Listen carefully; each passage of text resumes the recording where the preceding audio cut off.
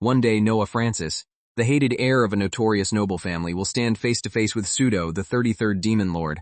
The enemy expects an easy victory, but Noah has spent years forging a weapon no game scenario accounted for, his own body. Before that impossible clash, the story begins.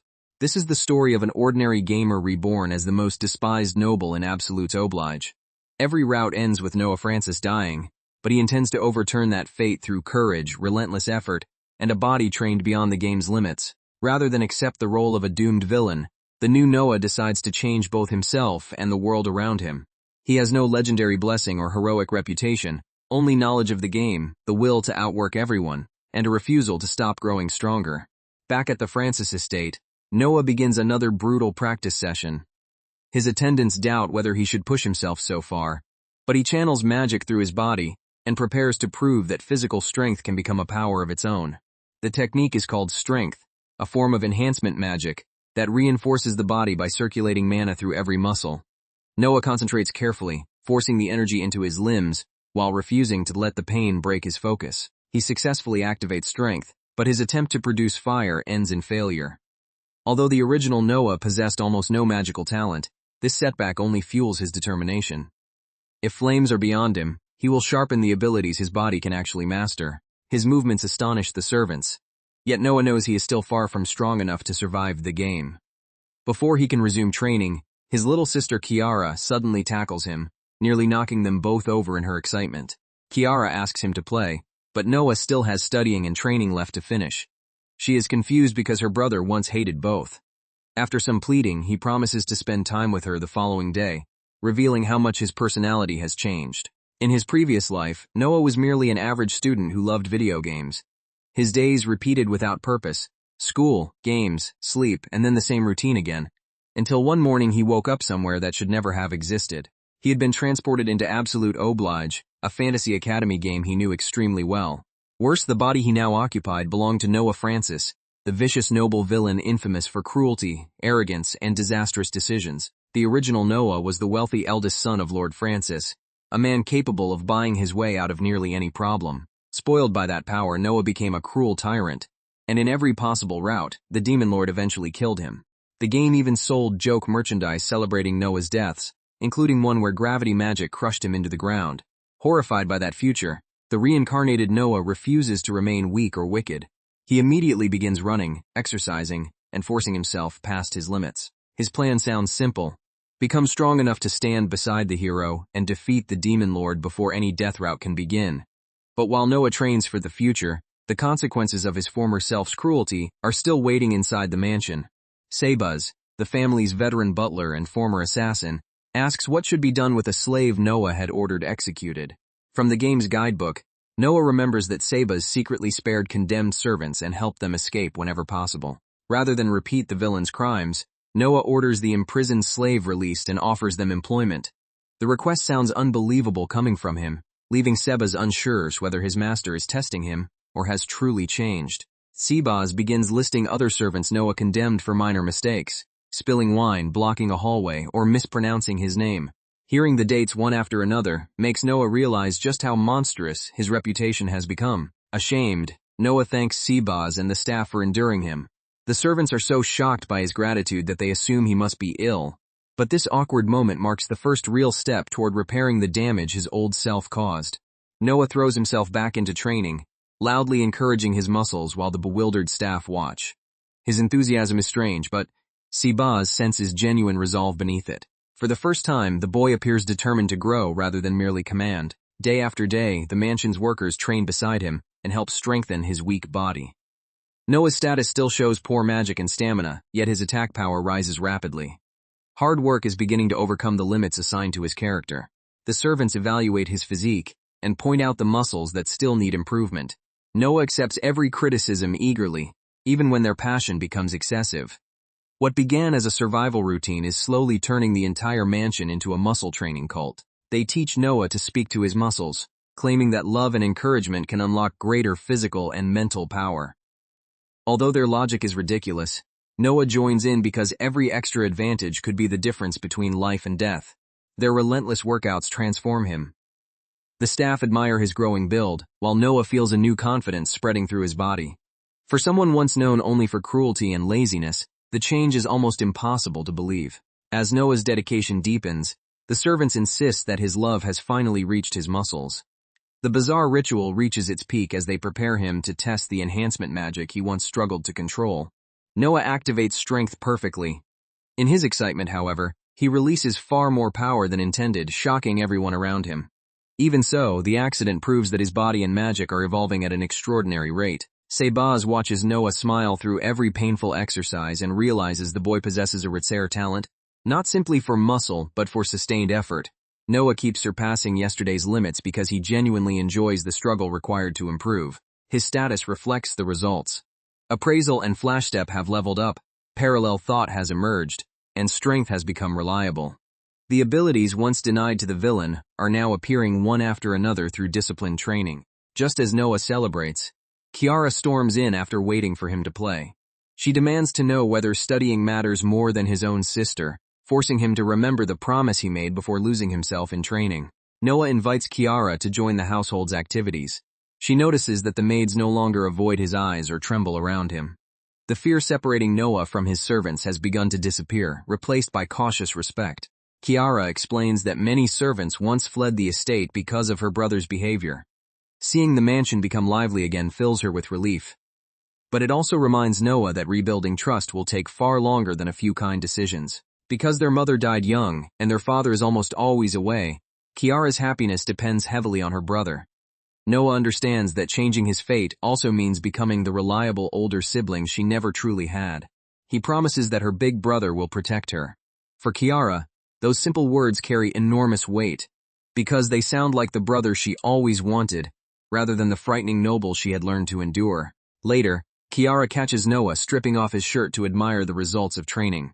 The servants have begun calling him the Muscle Noble, a title so embarrassing that she demands an explanation for his increasingly absurd behavior. Noah apologizes but admits he cannot stop. Training is enjoyable, becoming stronger is essential, and surviving the game requires him to keep improving. Kiara decides she must understand why her brother loves muscles so much. She joins the exercise and immediately declares that she will never become a complete muscle idiot like him. Noah cheerfully accepts the insult, treating it as another sign that their relationship is finally becoming natural. When Kiara casually calls him Big Brother, Noah freezes. She has never addressed him so affectionately before, and the unexpected warmth leaves him more shaken than any training session. For a moment, Noah can barely process what happened. The tiny change in how Kiara speaks proves that his efforts are reaching more than his body. They are slowly repairing the family bond the original villain destroyed. At last, Noah remembers that recovery is part of growth, and allows himself a rare moment of rest. Then detection catches something wrong near the estate, and the peaceful atmosphere shatters without warning. A servant bursts in with the news Noah fears most. Kiara has been kidnapped. Exhaustion disappears beneath rage and terror as he demands to know who dared take his sister. The kidnappers defeated every guard and left behind signs of considerable skill. Sebaz warns that chasing them will be dangerous, but Noah refuses to remain at the mansion while Kiara waits for rescue. Sebaz accompanies him and takes the lead through the forest. Noah trusts the former assassin's experience, yet he is prepared to force his body beyond its limits the moment Kiara comes into reach. The pursuit carries them across difficult terrain until Sebaz suddenly warns Noah to look above. The kidnappers have chosen a route designed to slow ordinary pursuers and exploit the cliffs surrounding their hideout. Sebaz suggests going around, but Noah activates strength and climbs directly up the cliff. His reckless shortcut leaves no time for hesitation. Every second matters while Kyra remains in enemy hands. With enhanced power, Noah scales the sheer rock face and closes the distance. The feat would have been impossible for his former body, proving that every painful workout has prepared him for this exact crisis. At the top, Noah finds Kiara held hostage by a lone man. The kidnapper planned to lure him into an ambush, but impatience has brought Noah before the rest of the group can gather. The attacker reveals that he once served as a guard for the Francis family. After making a single mistake, the old Noah ordered his execution, leaving the man consumed by hatred and desperate for revenge. The former guard explains that his friend tried to apologize on his behalf, yet Noah condemned him as well. Hearing the story, Noah realizes this enemy is another victim of crimes he cannot remember but must still take responsibility for. Appraisal shows that the kidnapper statistics are slightly higher than Noah's. Confident in that advantage, the man mocks the supposedly talentless heir, and assumes the frightened boy before him cannot possibly fight back. He calls Noah a worthless pest without talent, dignity, or culture. Instead of answering immediately, Noah absorbs every insult, knowing the reputation behind those words was built by the person whose body he inherited. The man insists that nobody loves Noah and that the world would be better without him. Each accusation strikes deeply, but Kiara cannot remain silent while someone reduces her brother to the monster he is trying to stop being. Kiara remembers how Noah carried the burden of becoming heir from childhood. Although nobles and adults mocked him, she believes he still kept trying in his own broken way, and she refuses to let the kidnapper erase everything he has become. Kiara admits that her brother once behaved like scum, but she also knows that pain and pressure twisted him long before anyone tried to understand him. Whatever Noah was in the past, she refuses to believe that cruelty is all he can ever be. She declares that Noah is still her beloved big brother. Her defense leaves him speechless, and Noah finally apologizes to the kidnapper for ordering his friend's execution, even though the crime belonged to the person he used to be. Noah says he understands the man's hatred and would accept punishment for his past. Kiara thinks he has lost his mind, but Noah's willingness to face responsibility reveals how completely he differs from the villain everyone remembers. There is only one condition. Noah will never forgive anyone who makes Kiara cry again. His remorse does not mean surrender, and the moment his sister is threatened, his expression turns cold. The kidnapper rejects the apology and prepares to kill Kiara so Noah can feel the same grief he endured. Forced to act, Noah warms up with absurd muscle chants, confusing his enemy while preparing his body for battle. Noah's ridiculous routine is not a joke. By carefully activating his muscles before fighting, he raises his physical output and steadies his breathing, turning training habits into a combat advantage. The kidnapper demonstrates a crushing ability perfected through years of revenge. A nearby object collapses without being touched, proving that one direct hit could destroy Noah's body just as easily. He activates restraint and promises to crush Noah next. The invisible force closes in, but Noah refuses to panic, searching for the brief opening hidden inside the enemy's confidence. The man mocks Noah's muscles and demands to see where his courage has gone. Yet Noah has worked harder than anyone precisely for moments like this, and fear cannot erase the strength he built one day at a time. Noah remembers his ultimate goal: survive long enough to defeat the demon lord beside the game's hero. Dying here, in what should only be the prologue, is unacceptable. His determination surges past the pressure pinning him down. Strength floods through his body.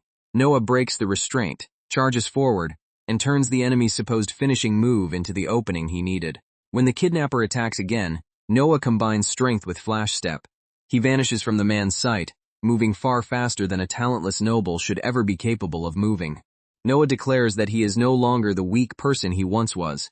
By rebelling against his own limits and surpassing them repeatedly, he has created a future the game never predicted. With a decisive strike, the heir of the Francis family defeats the kidnapper. The victory is not simply proof of power. It is the first time Noah has directly overcome a death flag created by his former self. The battle ends with Kiara safe and the attacker unable to continue. Noah's body trembles from the strain, but he remains standing, determined to decide what happens next without returning to the cruelty expected of him. Sebas asks whether the man should be killed for endangering Kiara. Some servants demand punishment severe enough to join his friend in the afterlife, but Noah hesitates before repeating the same cycle of vengeance. He refuses torture or execution. Since Kiara is unharmed and the attacker was also one of old Noah's victims, Noah chooses to release him. He then reveals that Seb secretly saved everyone previously marked for death. The former guard learns that his friend is alive and well. Years of hatred collapse into relief, and for the first time he understands that the Noah standing before him is no longer the tyrant he tried to kill. When the other servants arrive, Noah and Kiara disguise the incident as a late-night trip to see the stars. Sebas plays along while quietly admitting that his young master truly has changed. Noah answers that perhaps he has always been strange, only in different ways. Whatever the truth, he now considers himself nothing more complicated than a muscle-loving noble determined to live better. After the crisis, the siblings return home. Kiara scolds Noah for reckless behavior, but the fear beneath her anger shows how deeply she has begun to care about losing him. Elsewhere, a young noblewoman named Cecil Edward receives unexpected news. Her family has chosen Noah Francis as her fiancé. She wonders what kind of person the infamous heir could possibly be. Several months pass after the kidnapping. Noah grows closer to the staff, settles into his new body, and becomes even more convinced that disciplined training can rewrite the fate assigned to him. The transformation is unmistakable. Noah proudly studies the physique he has built, treating every visible improvement as proof that discipline can overturn the limitations written into his character. His admiration becomes so intense that the servants struggle to interrupt him. Still, a message from his father is important enough to drag even Noah away from his reflection. The letter announces that his fiancée has been selected, Cecil Edward. The name immediately freezes Noah, because she is not an insignificant noble but one of the central heroines of Absolute Oblige. In the game, Cecil is brilliant, beautiful, and destined to become a love interest for the hero. Noah is supposed to meet her before entering the academy, become obsessed with her, and eventually drive her away through his cruelty. Cecil later breaks the engagement after falling for the hero, and the rejected Noah's revenge contributes to his destruction. Remembering her contemptuous game dialogue, Noah realizes that meeting her could activate another deadly route. He decides that avoiding her is safest. Before the academy begins, Noah must become strong enough to defeat the Demon Lord and survive every possible ending, so he intensifies his training instead of worrying about romance. Noah continues sword lessons under Leon, an A-rank adventurer known for exceptional skill. Even before class begins, Noah refuses to rest, using every spare moment to condition his body. Leon discovers that Noah completed 100 assigned practice swings with an absurdly heavy weapon. The normal sword felt too light, so Noah added more weight without considering how unreasonable that might appear. As heir, Noah believes he should exceed expectations rather than merely satisfy them. Leon's strictness is exactly what he wants, because every difficult lesson brings him one step closer to the strength required for survival. His warm-up alone includes 20 laps of bunny jumps. Leon watches in disbelief as Noah works beyond the assigned routine, never satisfied with doing only what is required. Most nobles slack off whenever nobody is watching, but Noah adds extra weight and keeps training with a pure, focused expression. Leon's suspicion turns into reluctant affection for the strange but hardworking student. The instructor becomes convinced that Noah's potential is limitless and silently vows to watch over him. Meanwhile, the next lesson shifts from swordsmanship to magic, where Noah's lack of talent remains far more obvious. After repeatedly firing spells at Noah, his magic teacher Freysia collapses from mana exhaustion. Noah, however, simply starts another exercise and asks for stronger magic, believing resistance training will make his body improve faster. When Freysia wakes, Noah invites her to join his workout. He explains that muscle training will strengthen her stamina, as though nearly draining a mage unconscious were a perfectly normal lesson. The servants enthusiastically pull Freysia into the exercise. Overwhelmed by Noah's endless energy and the mansion's muscle obsession, she tries to escape before the training becomes even more extreme. Sebaz reminds her that she is the territory's greatest mage and essential to Noah's growth. Although exhausted, Freysia cannot abandon the student whose future now seems increasingly important. To restore her mana, Sebaz presents 30 bottles of potion and orders her to drink every drop. Supporting Noah requires almost superhuman endurance, and even an elite mage begins to fear the next lesson. Back in sword practice, Noah faces Leon in a sparring match. His goal is no longer merely to endure. He wants to land a clean hit on the A-rank adventurer for the first time. Noah attacks aggressively, but Leon reads his timing and counters with ease. The swordsmanship is improving, yet his rhythm remains too straightforward against an opponent with real combat experience. Leon praises his progress, while remembering the prejudice he once held against the Francis family. Before meeting Noah, the instructor had expected nothing more than an arrogant and hopeless noble. Rumors described Noah as cruel, lazy, and responsible for countless executions. Leon nearly refused the assignment, believing there was no reason to teach someone so irredeemable. Their first meeting changed everything. Noah lowered his head, promised never to complain, and asked Leon not to hold back. A noble showing such humility was something the adventurer had never seen. Since then, Noah has completed every assignment without excuse. Leon now wants the world to know that the real Noah is a relentless worker and a genuinely admirable person, not the monster preserved in old rumors. Determined to repay that faith, Noah attacks again. He activates strength, channels the results of daily training, and commits himself to landing a single decisive strike. Leon is startled when Noah maintains strength and parallel thought simultaneously. Combining two concentration-heavy skills should be impossible for a beginner, yet Noah has trained until the impossible feels natural. Noah adds flash step and disappears from the instructor's sight. For one brief moment, it seems that his layered techniques might finally break through Leon's defense. But Leon's shadow moves before Noah can finish. The veteran reveals a deeper level of speed and control, turning Noah's most advanced combination into another lesson about how far he still has to climb. Noah's attack seems to vanish into Lion's shadow technique, and the next instant he is struck and sent sprawling. The gap between them remains enormous, but the failed attempt proves that Noah can at least force an A-rank adventurer to respond seriously. Lion calmly announces another victory. Noah is disappointed, yet he does not resent the loss. Each defeat gives him a clearer image of the strength he must eventually surpass. The instructor explains that strength normally consumes so much concentration that other skills cannot be used alongside it.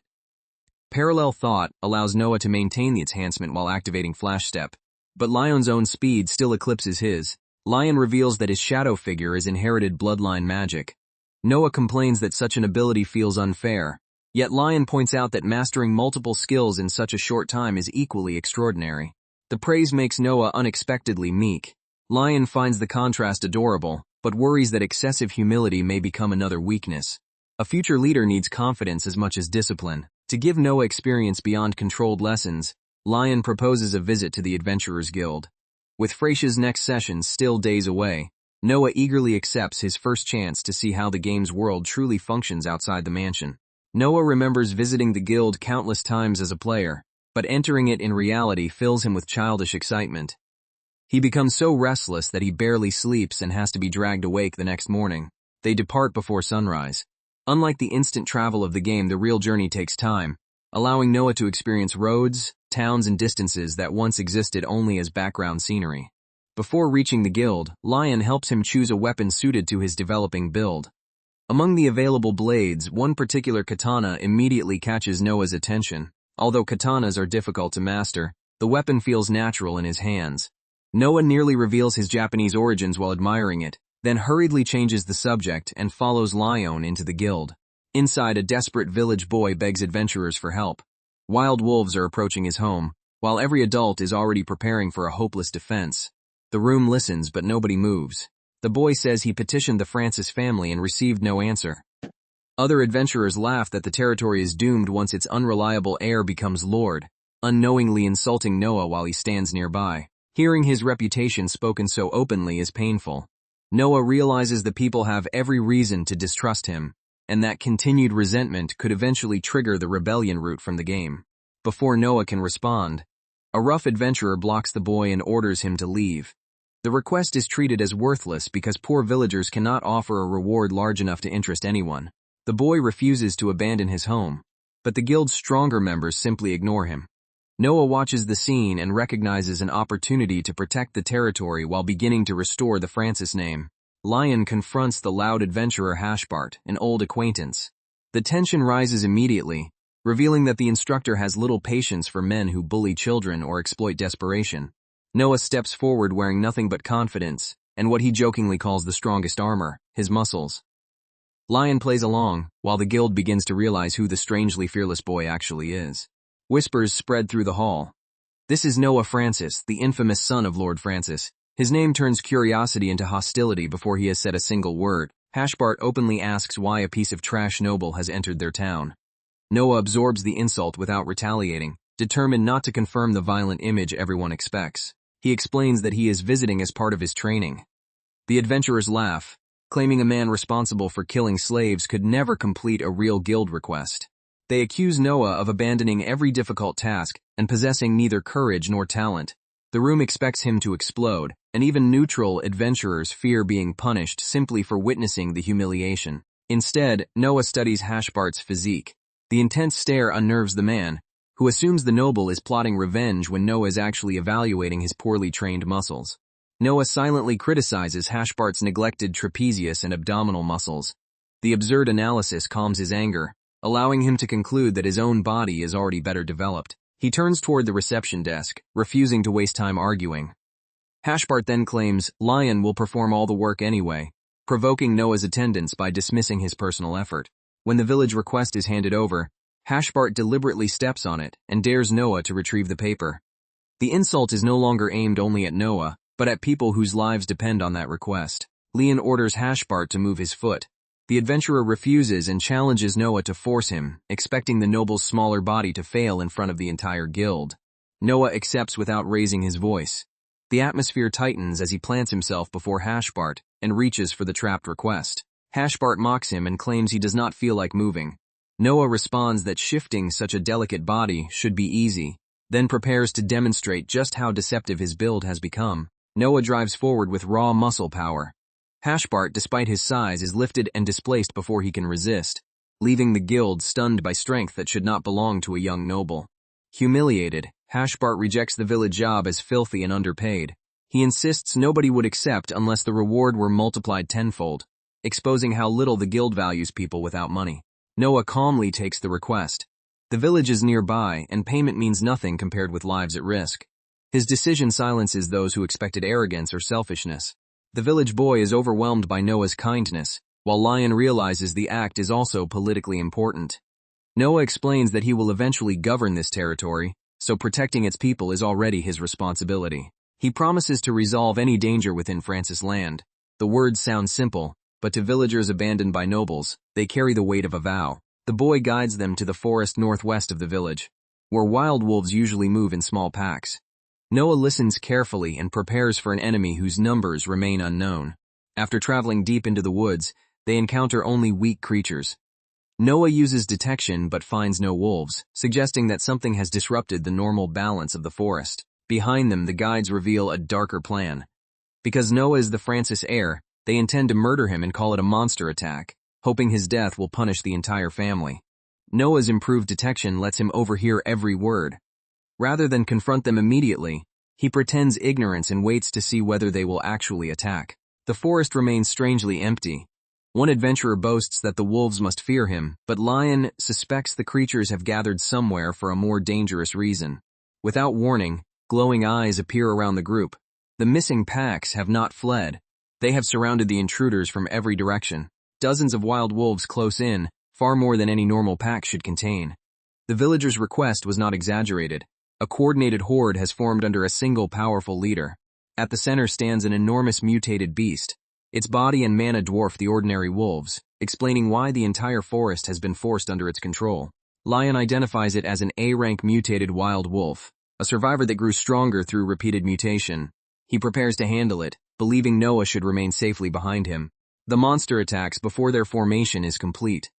Noah draws his katana and reads its movements, refusing to watch from the rear while his territory's people remain threatened. Lion asks whether Noah truly intends to face the beast. Noah assigns his teacher to backline support and accepts that he might die, because a member of the ruling family must fight for those depending on him. With that declaration, Noah charges. His fear does not vanish, but responsibility pushes him forward faster than hesitation can pull him back. The mutated wolf lunges with overwhelming force. Noah braces, redirects the impact, and uses the heavy training of recent months to keep his footing. His katana flashes across the monster's body. The strike is clean, but the beast's durability proves far greater than an ordinary wolf's. Lion is told not to stand idle, yet he notices Noah does not truly require rescue. Despite holding a katana for the first time, Noah moves with uncanny familiarity, as though the weapon itself is guiding him. The wolf attacks again, forcing Noah into a rapid exchange. Each clash sharpens his timing, and the unfamiliar blade begins to feel like an extension of his trained body. A strange calm settles over him. Noah senses that a new power has awakened through the weapon, perhaps triggered by knowledge from his former life and the danger of the present battle. He follows that instinct and releases another precise slash. The katana cuts deeper, breaking the rhythm of the mutated wolf's assault. The beast tries to recover, but Noah presses forward instead of retreating. His movements become smoother with every step, revealing a combat aptitude that never existed in the game's original villain. A final collision sends the wolf crashing down. Lion is shocked, while Noah warns his teacher not to surprise him afterward, pretending composure despite the enormous strain. The village welcomes them with whatever food it can provide. Wild wolf meat is prepared as thanks, and Noah happily accepts, unconcerned that the meal is far less refined than noble cuisine. Children surround him, repeatedly calling him a good person. Noah invites everyone to eat together, while the villagers' fear of the Francis name begins to soften into gratitude. Eating meat with his bare hands feels wonderfully natural to Noah, until Seppas appears. The butler came because he was worried, but immediately turns the rescue celebration into another lecture on noble manners. Sebas decides that raw strength will not excuse barbaric table manners. He sends Noah to a special academy preparation facility where noble heirs study etiquette, promising that the young master's public behavior will be corrected by force if necessary. That decision pushes Noah directly toward another major death flag. Among the heirs gathered at the facility is Cecil Edward, and the first dance lesson immediately pairs him with the heroine destined to become his fiancée. Cecil introduces herself politely and asks Noah to dance. He knows nothing about the steps and fears being left alone if he refuses, so he awkwardly accepts her guidance. Noah remembers that Cecil should eventually fall in love with the hero. If he becomes too close to her now, he might destroy that route and create an even more dangerous future, so he decides she must dislike him. His first plan is appalling but effective in the game: grope her and earn an instant slap. Yet when the moment comes, Noah cannot bring himself to imitate the original villain's behavior. Instead, he asks whether she truly wants an arranged marriage. Noah argues that Cecil deserves to choose someone she loves, leaving her stunned that a noble fiancé would question an agreement benefiting his own family. Cecil admits she has never possessed the right to choose. Born as the child of a mistress, she was legitimized only because the Edward family lacked another heir, and affection played little role in her upbringing. Noah realizes her family engaged her to a notorious scumbag because they valued politics more than her happiness. He takes the lead in the dance again, silently hoping the hero can still give Cecil the future she deserves. He tells her she should decide her own life. Cecil is confused because the real Noah is nothing like the cruel figure described in rumors, and her curiosity begins to replace caution. Their dancing remains clumsy, and Cecil briefly snaps at him when he steps wrong. The watching nobles laugh, but the awkward exchange feels more honest than the cold formality surrounding them. Nearby, another young noble boasts that his fiancée must obey him forever, or her family will collapse. The cruelty is treated as normal, and Cecil quietly accepts that such powerlessness is simply a woman's fate. Noah hears the abuse and turns toward the speaker. His expression darkens, not because someone has insulted him, but because another person is being denied the right to choose. He bluntly tells the arrogant noble to stop treating people like possessions. The entire hall freezes as Noah Francis, once famous for worse behavior, publicly condemns another heir's cruelty. Using flash step, Noah closes the distance before anyone can intervene. The bully barely has time to react before being knocked off balance. The young noble protests that Noah has struck him repeatedly and threatens consequences. Noah remains unmoved. Because status does not excuse harming someone weaker, he declares that anyone who hurts others will receive no mercy from him. Then he tells the frightened fiancée to speak up when she is mistreated, even if doing so feels impossible. Noah adds that she can rely on him if she ever needs help. The promise shocks everyone, especially Cecil, who sees a side of her fiancé completely absent from every rumor. Cecil's curiosity deepens into genuine interest. Noah is compassionate, unpredictable, and unlike every noble she has known. While he worries that his interference has created another route the game never contained. During later practice, Cecil asks him to dance again. Noah thinks he was merely bothering her, but she insists she is comfortable with him and wants to continue. Her encouragement helps him relax. For the first time, the arranged engagement feels less like a trap and more like a conversation between two lonely children. They return to the lesson and finally complete the steps smoothly. Cecil praises him, while Noah remains unaware that his attempt to make her dislike him has produced the opposite result. As they separate, Cecil teasingly says she may annul the engagement someday. Noah hears the line from the game and almost feels sorry for himself, not realizing that her tone now carries affection rather than contempt. While Noah unknowingly draws Cecil closer, enemies in the shadows notice a more dangerous change. The 12 mages plan to exploit hatred toward the Francis family, but Noah's growing reputation is steadily dismantling their rebellion strategy. Albus, the mage of the scales, decides that assassination will be simpler than manipulation. Another operative is sent after the game's hero, while Albus personally accepts the task of eliminating Noah. To the 12 mages, all lives are merely weights on a scale. Noah's death has already been judged necessary, and his recent change only makes him a greater threat. After the etiquette course, Cecil visits the Francis mansion without warning. Sebaz welcomes her and explains that Noah is training, unknowingly leading her toward another spectacle of muscle madness. Cecil arrives to find Noah and the servants forming a human pyramid while chanting about muscles. The bizarre scene destroys whatever dignified image she had tried to construct. Embarrassed, Noah asks why she came. Cecil admits she sent many letters but received no reply, then asks him to drop the formal way they address each other. Before explaining further, Cecil asks to feel Noah's chest muscles. Kiara immediately calls it sexual harassment and demands equal access, leaving Noah trapped between two determined girls. Noah reluctantly allows Cecil to touch his chest. The intimacy is harmless to her but overwhelming to him, especially when she studies the muscle with complete seriousness. Cecil marvels at how hard it is and how it moves beneath her fingers. Noah begs her to choose her words more carefully, while realizing she is far more playful than the cold heroine he remembered. Kiara reacts with intense jealousy toward the woman examining her brother. Cecil cheerfully calls her cute, and says Kiara will become her little sister after the marriage. The two girls begin calling each other sisters, creating an invisible pressure around Noah. Cecil is disappointed when he immediately returns to training, wondering whether he dislikes her despite all the letters she sent. Kiara explains that Noah does not dislike Cecil. He simply trains constantly. Muscles, swordsmanship, magic, and 100-kilometer runs Fulll every day, and nobody forces him to maintain that exhausting routine. Hearing this, Cecil understands that Noah's strength is the result of relentless work. She decides that supporting such effort is the duty of a future wife, deepening the attachment Noah is desperately trying to avoid. During dinner, Cecil asks whether Noah knows about the 12 mages.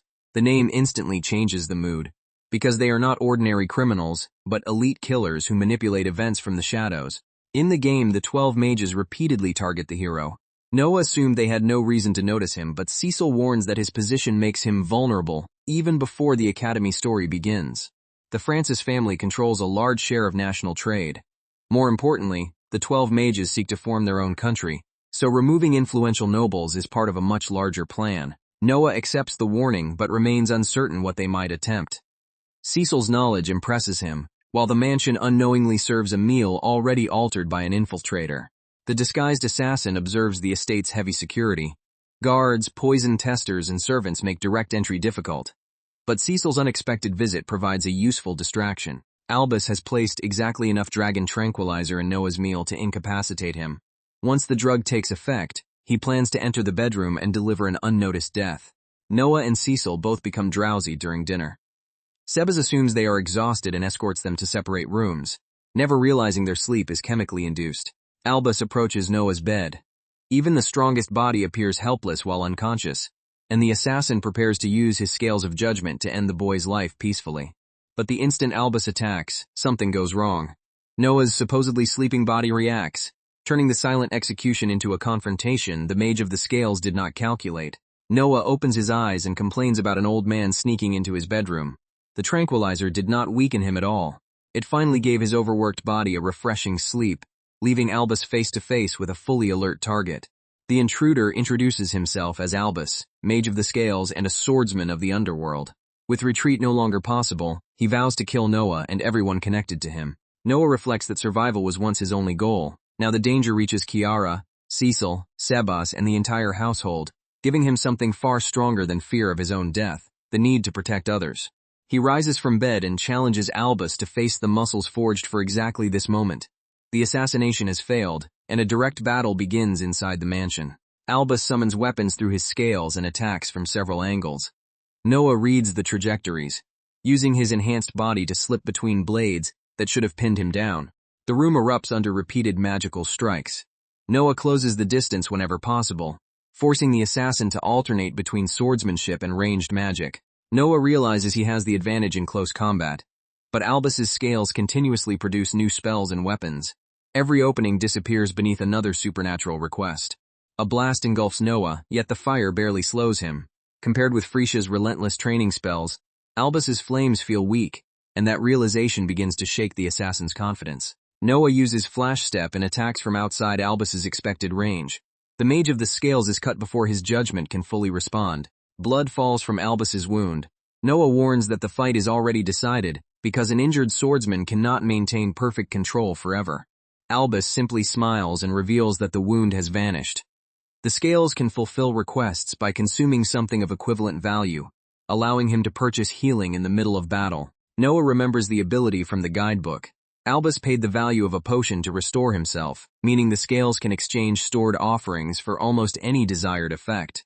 Rather than despair, Noah becomes fascinated. Spatial spears, instant recovery, and controlled weight could all become incredible training tools.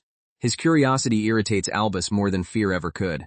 Albus intensifies the assault, determined to silence the boy who treats his deadly magic like exercise equipment. Noah keeps advancing through the barrage. Even without relying entirely on the scales, Albus unleashes overwhelming magical power. He tries to burn through Noah's reinforced body and reduce the stubborn noble to ash. Noah withstands the flames and asks for more heat. Years of magical resistance training have turned the assassin's strongest attack into another brutal workout. He taunts Albus for lacking the firepower of Frisia, despite being one of the 12 mages. His clothes are scorched, but his body remains unharmed, forcing Albus to abandon ordinary flames. Albus offers an extremely rare dragon crystal to the scales. The exchange causes the room to tremble as an object of terrifying mass begins to appear above Noah. The assassin summons the densest and hardest magic stone in existence, intending to crush Noah beneath weight that even dozens of grown men could never move. Instead, Noah catches and lifts the stone. While Albus stares in disbelief, Noah wonders whether the scales, or perhaps alchemy, could turn such material into the perfect set of dumbbells. Noah hurls the massive stone back and ends the fight. Lion arrives and checks for injuries, but Noah is completely fine and far more interested in the new training possibilities he has discovered. Albus awakens surrounded by the mansion's muscle troop. Terrified, he calls them macho monsters, only to be corrected. Insulting their muscles is considered extremely rude. The servants immediately drag him into training. Their demands for more weight and more muscle terrify a killer, who had calmly entered the estate expecting to commit murder. Noah explains that sending Albus to the guards would only lead to execution or silencing by his allies. Employing him is safer. Though everyone jokes that Noah has effectively adopted another dangerous stray, the scales are confiscated, and Albus becomes an unwilling resident of the mansion. Noah sincerely believes that enough exercise may someday teach the assassin to appreciate the joy of muscles. Frisia is delighted because Albus can serve as a mana tank during Noah's lessons. The captive mage realizes his new life may be far worse than prison. Sabus orders Frisia to use Albus's mana and fire as many powerful spells at Noah as possible. When Albus objects to the inhumanity, the How offers him a bucket of potions as the alternative. Frisia demands that her new assistant call her senior. Meanwhile, Noah and Cecil begin another project together, using alchemy to create custom muscle training equipment. Experiments continue without mercy. Albus supplies potions and mana while Noah tests materials, enchantments, and designs capable of surviving his growing strength. Noah becomes completely absorbed in alchemy. By channeling mana through dense magic stone, he discovers that training tools can be given special effects far beyond ordinary weights. He creates flying dumbbells, exploding dumbbells, weight-increasing dumbbells, and a personal pair 10 times heavier than normal. To Noah, the screams of his muscles are proof of perfect craftsmanship. The household celebrates Noah's rapid progress, but Albus can think only of the partner sent after the game's hero. If that mission failed as badly as his own, the 12 mages have underestimated both targets. His suspicion is correct. The cat-like operative assigned to Arthur has vanished from the organization's reach, leaving Albus with no idea whether his comrade escaped, died, or suffered an even stranger fate. Far away, the game's hero has already defeated that attacker. Arthur Miriam complains that being ambushed simply because he is the hero feels unfair, displaying a carefree personality that clashes with his overwhelming strength. Arthur is destined to defeat the Demon Lord and, in the original game, win Cecil's heart. Noah has not met him yet, but the two boys are already changing the same story from opposite directions. The captured cat mage can barely comprehend Arthur's power, or his foolishness. After surviving a deadly ambush, the hero pauses to worry about laundry he forgot at home as though the battle were a minor inconvenience. Arthur cheerfully names the prisoner McFaddy and begins treating him like a pet. The humiliated mage calls for Albus, unaware that his comrade is currently being converted into a training assistant at the Francis estate. Back at the mansion, Noah gives Cecil a custom dumbbell to thank her for warning him about the 12 mages. She accepts the strange present, though Sebaz immediately questions his romantic judgment. Sebaz explains that women remember every gift, and that one careless mistake can haunt a man forever. His oddly specific warnings make Noah wonder how much experience the butler is hiding. The real present appears next, an engagement ring prepared by Lord Francis. Noah realizes Sebaz used the dumbbell as a distraction while arranging a far more serious moment. Sebaz scolds Noah for neglecting Cecil and makes him promise not to leave her lonely again. Nervous but sincere, Noah places the ring on her finger. He admits that he is genuinely glad she came to visit. Cecil's joy is visible, while Noah is struck by how beautiful she looks wearing the symbol of their engagement. Yet Noah reminds himself that Cecil is supposed to love the hero, not him. The growing warmth between them feels dangerous, because it pushes the story farther from the game's original route. Cecil promises to treasure the ring for the rest of her life. Her certainty deepens Noah's confusion, because the heroine he expected to reject him is becoming emotionally attached. Unable to process the moment, Noah escapes into invention and asks whether anyone wants another dumbbell. Cecil immediately requests running weights, happily following him into the strange world he loves. Sebas apologizes for Noah's delay in presenting the ring, but Cecil is not angry. Meeting him directly has shown her that the cruel and merciless villain from the rumors no longer exists. She acknowledges that the old stories may once have been true, but the Noah she knows has changed through his own effort. Kiara agrees that her brother has become someone wonderful. Cecil chooses to trust what she has seen with her own eyes. That decision quietly binds her future to Noah, more strongly than any arrangement between their families. Only after the ring is accepted does Cecil reveal the real reason for her visit. The academy entrance examination is approaching. Sebas immediately declares that Noah's training schedule must give way to serious academic preparation. A status check gives Noah another shock. His intelligence no longer appears as unknown. His Japanese knowledge has been processed into a measurable stat, though the result is labeled in a way he finds suspicious. The system effectively calls him a muscle brain. Before Noah can complain, Sebas reminds him that raw strength cannot open every door, especially the Academy's written examination. Only 1 year remains until the entrance exam in the capital. Noah thinks that sounds like plenty of time. But Sebas's terrifying expression makes it clear that the household will not tolerate failure. Sebas officially forbids all muscle training until the exam is over. To Noah, the order sounds less like tutoring and more like a death sentence. Noah protests that he already has a date with his biceps. Sebas calmly threatens the fate of his beloved dumbbells, forcing him to choose between studying and permanent separation from his equipment. The butler argues that most nobles can simply buy their way into the academy, but Noah has endured endless insults and rebuilt himself through effort. Taking the top score would prove every critic wrong. The phrase top spot with muscles immediately captures Noah's imagination. Sebas uses that enthusiasm to introduce the special tutor who will supervise every detail of his preparation. Cecil appears in a revealing training outfit and announces that she will teach Noah every day. Her unexpected clothing makes it difficult for him to concentrate before the first lesson even begins. She asks whether the outfit motivates him. Noah is distracted by her surprisingly developed abdominal muscles, realizing that his fiancée may secretly share his fascination with physical training. Cecil admits that she will take the entrance exam too. Noah decides to follow her diligent example, while privately wondering whether her earlier interest in his chest was evidence of another muscle lover. Their studies begin with the history and structure of the capital's magic association. Noah attacks the books with determination, but academic endurance proves far weaker than his physical stamina. The moment he studies, Noah collapses into sleep. Sebas jokingly diagnoses muscle study rejection reaction. While everyone else recognizes the simpler truth, Noah desperately does not want to learn. They debate possible rewards. Cecil thinks a boy his age may respond to girls, while the servants insist that men will do almost anything for a dumbbell. Cecil is horrified that she may lose to exercise equipment. As Noah sleeps, Cecil notices how much larger and stronger he has become. His muscles seem several levels beyond what she remembers, and the sight sends her imagination in a dangerous direction. Noah wakes to find Cecil flustered beside him and innocently assumes she was daydreaming. Before either can explain, the falling sand of an hourglass carries the story toward the enemies preparing their next move. Within the 12 mages, Lisa and Flamma review the organization's recent failures.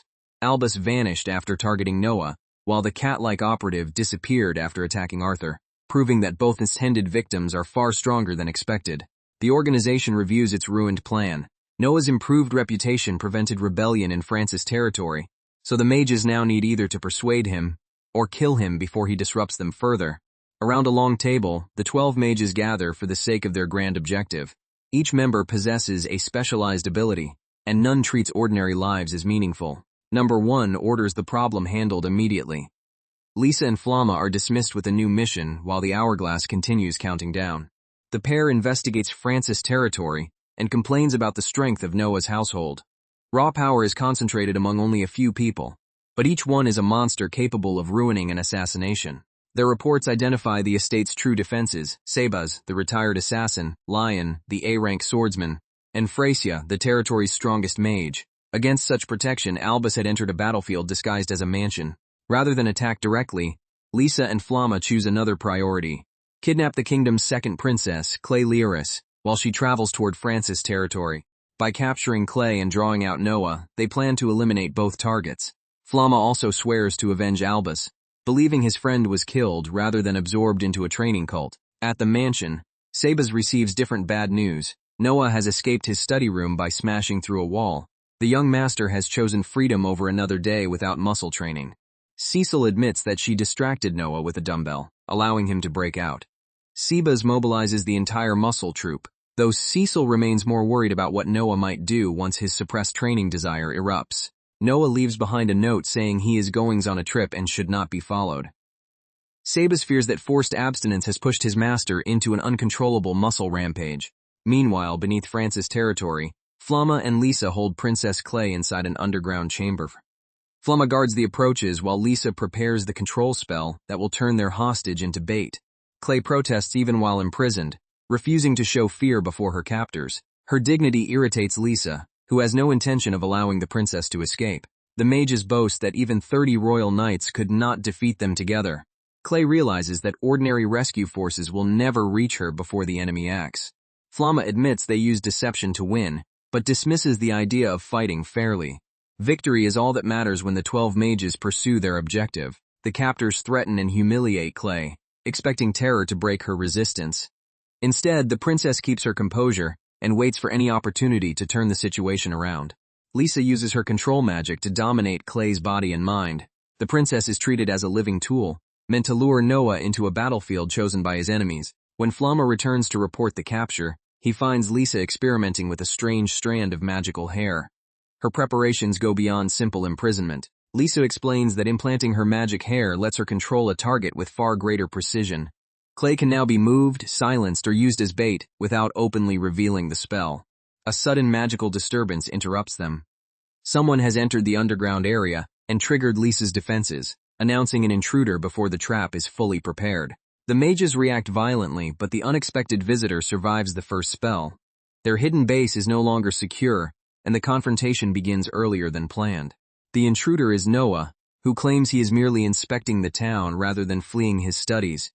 After escaping muscle abstinence, he wandered through the territory and accidentally approached the enemy's hideout. He cheerfully samples local food and broccoli juice, insisting that an heir must understand his people. Beneath the comedy, detection continues scanning for anything unnatural. Noah encounters Hashbard again. The adventurer panics, but Noah happily proposes another discussion about loving one's muscles, revealing that public opinion toward him has already improved since the village rescue.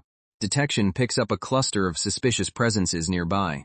Noah senses people whose mana resembles Albus's, and the unease pushes him toward the underground structure. Inside, he finds Princess Clay and recognizes Lisa and Flamma as members of the 12 mages. His supposedly harmless escape from studying has led directly into another assassination plot. Lisa mocks Clay for needing rescue, while Flamma identifies the intruder as Noah. The mages are delighted that their second target has walked into the trap before they even needed to lure him there. Appraisal reveals that both enemies possess statistics far above Noah's. Princess Clay silently urges him to run, but the mages promise to devour him if he tries. Noah refuses to abandon Clay.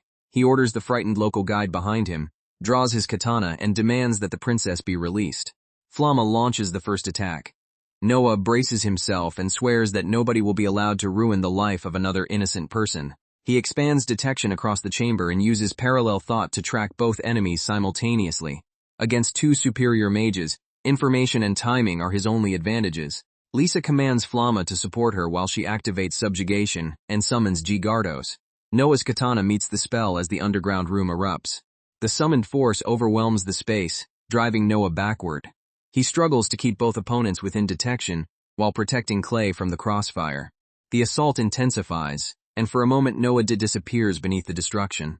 Lisa and Flamma believe their combined magic has finally erased him. They declare him dead and prepare to leave before the noise attracts attention.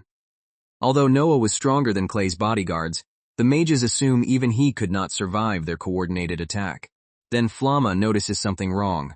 The battlefield is too quiet, and Lisa's confidence falters as movement emerges from where Noah should have fallen. Noah bursts from the rubble with strength still active. The attack damaged the chamber but failed to break the body he has conditioned against impacts far beyond ordinary human limits. Flamma immediately launches another spell, unwilling to accept that a supposedly weaker noble survived. Noah shifts his stance and refuses to give either mage time to coordinate. Lisa's magic hair attacks from every direction, while Flamma's summoned beast closes in. Noah is forced to defend against countless moving threats at once.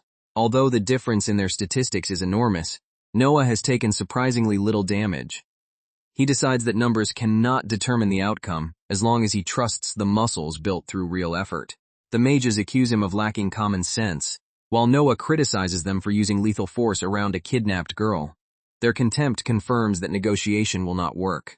When he calls the kidnapping their important mission, Flamma loses patience.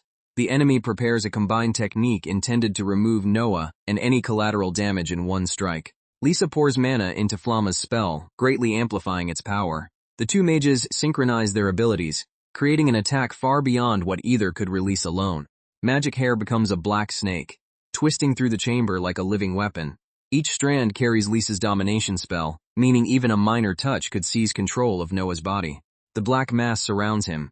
Noah cannot simply cut every strand, because the hair continuously divides and attacks from blind angles. He believes his muscles can deflect most of it, but his eyes and ears remain vulnerable. Lisa taunts him with an endless torrent, designed to exhaust both his body and concentration. Noah uses Flash Step to create distance, yet Flamma's magic dog blocks the escape route. Worse, Princess Clay could be caught in any wide-area counterattack. With no safe path remaining, Noah decides just to charge straight through. To create a defense capable of protecting Clay, he recalls something Cecil once showed him. The memory returns to a sparring match with Cecil. She had asked Noah to fight seriously, explaining that she practiced the Edward family style that won the last Royal Swordsmanship tournament. Cecil was known as the Starry Sky, a swordswoman who punished even a moment of carelessness. Noah chose not to use strength because he feared hurting her, and regretted the decision almost immediately. During the match, observation activated alongside perfect copy. Noah began reading Cecil's footwork, breathing and blade angles with enough precision to reproduce the technique. Cecil recognized that he was mimicking her swordsmanship, but increased the pressure rather than retreat. She wanted to discover how long a copy could survive against the original. She unleashed the Edward 7-star step, attacking through a sequence of positions resembling stars across the night sky. Noah struggled to maintain the copied rhythm. One lapse in concentration allowed Cecil's blade through his guard. The lesson taught Noah that the technique was not designed merely to strike, it was built around protecting something precious. Back in the underground chamber, Noah reproduces that sword style while facing Lisa's magic. Flamma realizes the noble can create techniques he should never have learned. Noah cuts through the controlling hair, forcing Lisa to abandon the black snake. She prepares direct domination, but the protective sword style already surrounds Clay like a shield. He finally understands the Edward philosophy. A sword that protects is better suited to him than one used only to injure. Cecil's teaching becomes the answer to this impossible battle. Lisa and Flamma unleash their strongest combination, thousands of hairs, death scissors, domination, and an ice dragon crashing together at once. Noah completes the 7 stars. Each movement intercepts a different attack, transforming a copied technique into something supported by his own strength and muscle control. Protection of the vast starry sky spreads across the chamber. The entire assault is diverted away from Clay, leaving the princess unharmed behind Noah's blade. Lisa and Flamma stare in disbelief. Their strongest combination has failed. Clay remains untouched, and Noah is already moving before they can rebuild the spell. He tears through Flamma's summon, breaks Lisa's control formation, and identifies himself without hesitation. Noah Francis, heir to the duchy, lover of training, and protector of his people. With both mages disarmed and unable to continue, the rescue finally ends. Noah then looks at the ruined chamber, and the damage spreading into town, and realizes victory may still destroy the reputation he fought to rebuild. Princess Clay asks that Noah be forgiven. Despite the damage, his actions saved her life and deserve reward rather than punishment. Officials even consider promoting the man who helped expose the hideout. Clay's escort bows to Noah and apologizes. He had come to judge the fiancé of his friend Cecil, but ended up witnessing the supposedly infamous noble risk everything for a stranger. Noah dismisses the apology, pointing out that a missing princess inside Francis' territory would have endangered everyone. Clay calls him a good man and admits she is beginning to envy Cecil. The princess offers money, land, or increased rank as a reward. Noah refuses all of it, asking instead for something that leaves the entire group speechless. He requests custody of Lisa and Flamma. Clay reminds him that they are criminals wanted for many other offenses, but Noah believes execution would waste information and potential. Noah reveals that Lisa prefers capturing rare creatures and storing them through dimensional magic rather than killing them. He offers to help if she releases the victims, but demands that both mages remain at his mansion. Clay accepts on the condition that the kidnapped guards are returned. Flamma then sees Albus alive at the mansion and breaks down with relief, finally understanding what happened to his missing friend. Albus warns that staying here may be worse than execution. The sound of approaching muscles sends him into panic, while Lisa and Flamma still fail to understand the true danger awaiting them. Lion's name alone terrifies Albus because the instructor force-feeds him mana potions in nightmares. Flamma, hearing that Lion is a swordsman, becomes excited and asks to spar with him someday. Lisa is placed in a cage while negotiations continue but suddenly disappears. Noah's allies fear she has escaped the mansion, though Sebas seems strangely unconcerned. Sebas explains that nobody escapes France's security so easily. Lisa may have left the cage, but the estate itself has already become a larger prison. Exhausted and nearly out of mana, Lisa congratulates herself for surviving. She has escaped worse situations and believes intelligence and beauty will carry her past the mansion's guards. A powerful man immediately stops her and insists that guests cannot wander without an escort. Lisa decides he looks simple enough to manipulate. She claims she was dragged here against her will and begs for release, promising to do anything. The man becomes interested, though not for the reason she expects. Lisa even offers to join him in bed. He calmly repeats the phrase, causing her to believe the seduction has succeeded. Instead, he asks whether she can use magic and begins interviewing her abilities. The mansion has been searching for another person with exactly her qualifications. What they need is a healthy mana tank who sleeps properly and recovers quickly. Lisa realizes too late that her flirtation has volunteered her for Frisia's training program. She is forced to drink strawberry-flavored mana potion and address Frisia as senior. The assassin's vision of seduction becomes another form of hell, disguised as employment. Life at the mansion returns to its usual chaos. In the bath, Cecil and Kiara compare their growing bodies, turning an innocent conversation into another competition around Noah. Noah and the muscle troupe burst into the scene with complete confidence.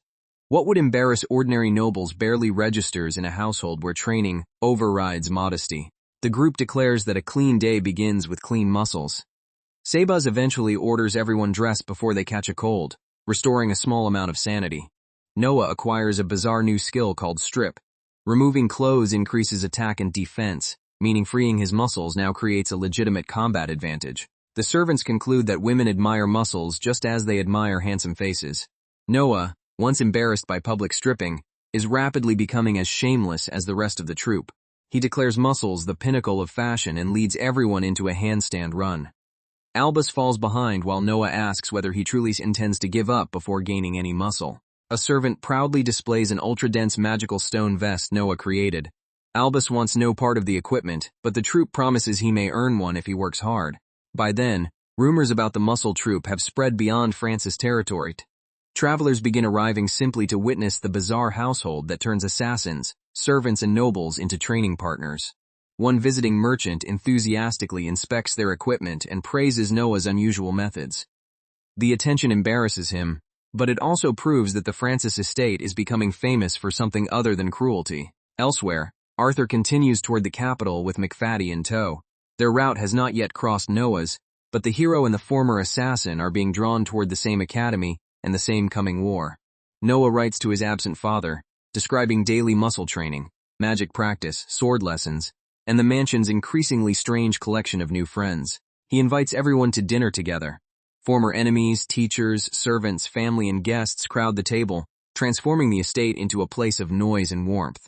Noah tells his father that the mansion has become a sea of smiles, along with an unavoidable sea of muscles. That peaceful period soon ends as the household begins preparing for the journey to the capital.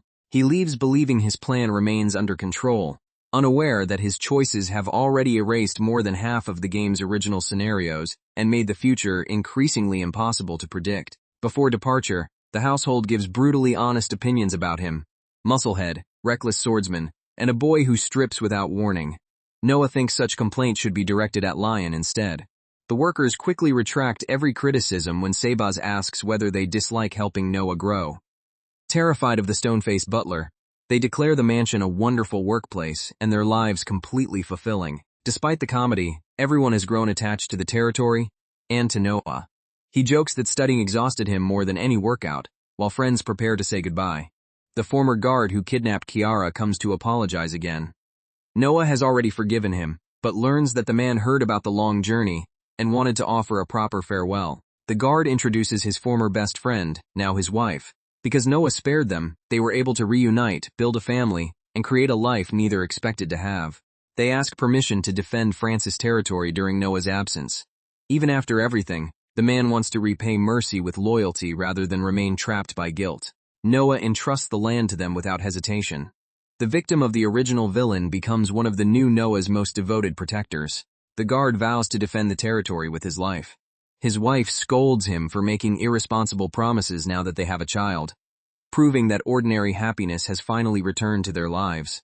Carriages leave the estate under a final wave of farewells. Noah watches his home disappear in the distance, carrying the trust of everyone who now believes in him. The capital overwhelms him with its size. Lord Francis has prepared a mansion for the entire group, allowing teachers, servants, and former enemies to remain close during the examination. Lion refuses to miss the chance to witness Noah's results. Noah, meanwhile, appears unusually calm because he has designed what he considers a flawless plan for academy life. First, he will earn the highest entrance score and become the first-year representative. Then he will locate the hero, build a friendship, and use every encounter with the 12 mages as another chance to grow stronger. Finally, Noah and Arthur will defeat the revived Demon Lord together, save the world, and escape every death flag. The plan seems perfect, right until the written examination begins. Noah understands almost nothing on the test. Every question transforms in his mind into muscles, dumbbells, and weightlifting, leaving him convinced that his academy dream is already over. His companions try to reassure him that the practical exam may compensate, but Noah believes written tests are an enemy no amount of muscle can defeat. Freesia laughs while reading, making Noah accuse his teacher of enjoying his despair. The others force him to regain confidence before the practical assessment. They remind him that Freesia and several attendants once attended Absolute Academy. Noah realizes he knows almost nothing about the school beyond information supplied by the game. Freesia boasts about unmatched magic and constant confessions from boys. More importantly, she warns that the principal is a harsh old witch who notices results rather than excuses. The group asks what Noah did during his practical exam. His vague answer, that he became a little excited with everyone, makes them fear the academy will face an enormous cleanup. Their concern is justified. An examiner stares at the devastation, Noah left behind, and wonders how anyone could describe it as merely getting excited. Professor Shino tries to take a lunch break while processing the disaster. The entrance exam has become far more exhausting than expected because of a single applicant. Shino had dreamed of beginning a prestigious career as a magic plant professor. Instead, Noah has mishandled the principal's precious morsuas and created a professional nightmare. The principal demands his report. Trembling, Shino explains that applicants were told to obtain keys from morsuas within 4 days using creativity rather than direct combat. The creatures were considered too dangerous for students to fight head-on. Traps, ambushes, and careful strategy were supposed to determine each applicant's score. Other nobles mock Noah when he enters without bribing the academy. They assume the infamous villain will fail as soon as the protected test environment disappears. One boastful student claims experience hunting large monsters, though guards did most of the work. The group's confidence collapses the moment the morsuas appear. The applicants cannot imagine stealing keys from such enormous beasts. Panic spreads, while Noah studies the creatures as though evaluating new training partners. A team tries to manipulate one morsua's movement, but their plan fails at the last second. The monster transforms and becomes even more dangerous. Its fangs enlarge, scattering students who expected a controlled exam. Noah steps forward before anyone is seriously injured. The transformed morsua charges with violent energy. Rather than retreat, Noah welcomes the lively opponent and prepares to test his body. He blocks the creature's attack and calls its strength a good workout. While the examiners panic, Noah calmly takes the key as though taming an unruly animal. Noah forces the beast to settle down without killing it. His control turns what should have been a disaster into a strangely peaceful capture. With his own key secured, Noah begins helping the other applicants. They celebrate until realizing he has punched through nearly every monster intended for the entire test. Shino cannot believe Noah defeated almost all the morsuas alone. Although the method destroys the exam's design, it also prevents injuries across the applicant group. Noah gathers the defeated creatures and organizes enough food for everyone. The remaining test becomes an enormous camp led by Chance from the Muscle Troop. They hold a barbecue with the morsuas instead of treating them as enemies. Shino somehow appears in the commemorative photograph, and the 4-day exam ends with the academy accepting an unbelievable new student. The principal remains calm because official reports say Arthur, the the kingdom's hero, is also expected to enter the academy. She believes he may guide the students, and perhaps Noah, back toward the proper course of destiny. Results are prepared while the capital buzzes with rumors about the practical exam. Noah waits, certain his written score has ruined everything. At last, friends congratulate him. Despite the disastrous test, Noah has been admitted to Absolute Academy. Relief overwhelms Noah because he genuinely believed everything was over. He remembers Arthur, the village-raised hero he still expects to meet at school, and eventually fight beside against the demon lord. Before Noah can celebrate peacefully, Kiara clings to him and Cecil asks for a private date. The two girls compete for his attention, while Noah remains completely unaware of how much they both care. Cecil chooses the private date, but immediately orders Noah to wear proper clothes. She refuses to introduce her fiancé as the naked muscle man, no matter how strongly he argues that muscles are the finest fashion. She spends far too long selecting an outfit, rejecting one elegant option after another. Noah realizes that a simple walk through the capital has become a serious mission for Cecil. Their shopping is interrupted when a thief snatches something nearby. Noah tells Cecil he will return quickly and activates Flash Step before the criminal can disappear into the crowd. The chase tears through narrow streets and rooftops. Noah's enhanced speed closes the gap while bystanders struggle to follow what is happening. Another young man suddenly joins the pursuit. His movements are natural and powerful, allowing him to match Noah without using any visible enhancement. Together they stop the thief. Noah is unsettled by the stranger's speed and strength, while the stranger cheerfully reminds the criminal not to steal other people's belongings. The young man admits that he has been lost in the capital for nearly 10 days. He asks for directions to Absolute Academy, as though wandering without food, money, or a destination were completely normal. Then Noah finally hears the stranger's name, Arthur Miriam. The hero he planned to meet at school has appeared during a ruined date, turning yet another scripted event into something the game never predicted. Because Arthur gave away his travel money and has nowhere to stay, Noah invites him to the Francis mansion. Arthur accepts immediately and insists that getting lost was worthwhile after all. Noah studies the cheerful traveler beside him. This is the real hero, powerful, generous, and so naturally kind that the role seems to fit without any effort. Back at the mansion, Sibaz asks why Noah returned early from his date. Cecil silently blames the interloper, while Arthur's cat companion stares at the captured mages with growing alarm. Noah explains that he likes cats because they are independent and refuse to be controlled. Cecil worries his affection may extend too far, but Arthur is delighted that his companion appears safe here. Noah asks permission for Arthur to stay and train with them. Since the hero donated all his money to people in need, even the strict household accepts him without hesitation. McFaddy recognizes Albus, Flamma, and Lisa among the mansion's exhausted metanks. Without revealing his own identity, the cat mage realizes Arthur has carried him directly into the same muscle prison that swallowed his missing comrades. 1 week later, Cecil attempts to recover the date she lost. Armed with allure, perfume, and determination, she heads toward the training grounds where Noah spends nearly every waking hour. Noah and Arthur are already racing through another exercise. Their rivalry grows instantly, with each refusing to fall behind no matter how absurd the routine becomes. The two young men discover that muscles and youthful competition are enough to create friendship. Every challenge becomes another reason to laugh, train, and push harder. Running through sand with heavy tires strengthens the lower body, though Arthur briefly hallucinates that they are at a beach. Cecil's carefully prepared appearance is completely ignored by the brainwashed trainees. Lion arrives carrying several cats because he heard Cecil liked them. Arthur immediately chooses one, while McFaddy watches his position as the hero's special companion become increasingly threatened. The mark of the hero makes Arthur's relationship with animals obvious. Even McFaddy, despite jealousy, cannot deny that Arthur treats every creature as a precious friend. Arthur asks who is strongest in the mansion. Lion immediately names Noah, though the others accuse him of favoring his own apprentice and prepare a full power test. Magic and physical attacks are thrown at Noah without restraint. Arthur is amazed when the noble endures what everyone else considers a completely normal training session. Sebba summons Lion privately and explains that meeting Arthur has stimulated Noah's growth, yet the hero's presence may also expose Noah to dangers connected to the game's central conflict. Lion trusts Noah's strength, but Sebaz admits to parental worry. After watching the boy change the mansion and everyone inside it, he cannot calmly accept threats to Noah's life. He swears that nobody who attacks his young master will escape unharmed. Beneath the butler's calm face is a former assassin, prepared to destroy entire armies for the child he now protects. Noah finishes another brutal session because a special reward awaits. The promise of better training equipment keeps him moving long after ordinary exhaustion should have stopped him. The captured mages reach their limit.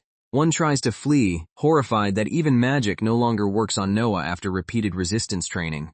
Far from the capital, monsters gather beneath the demon army's banner.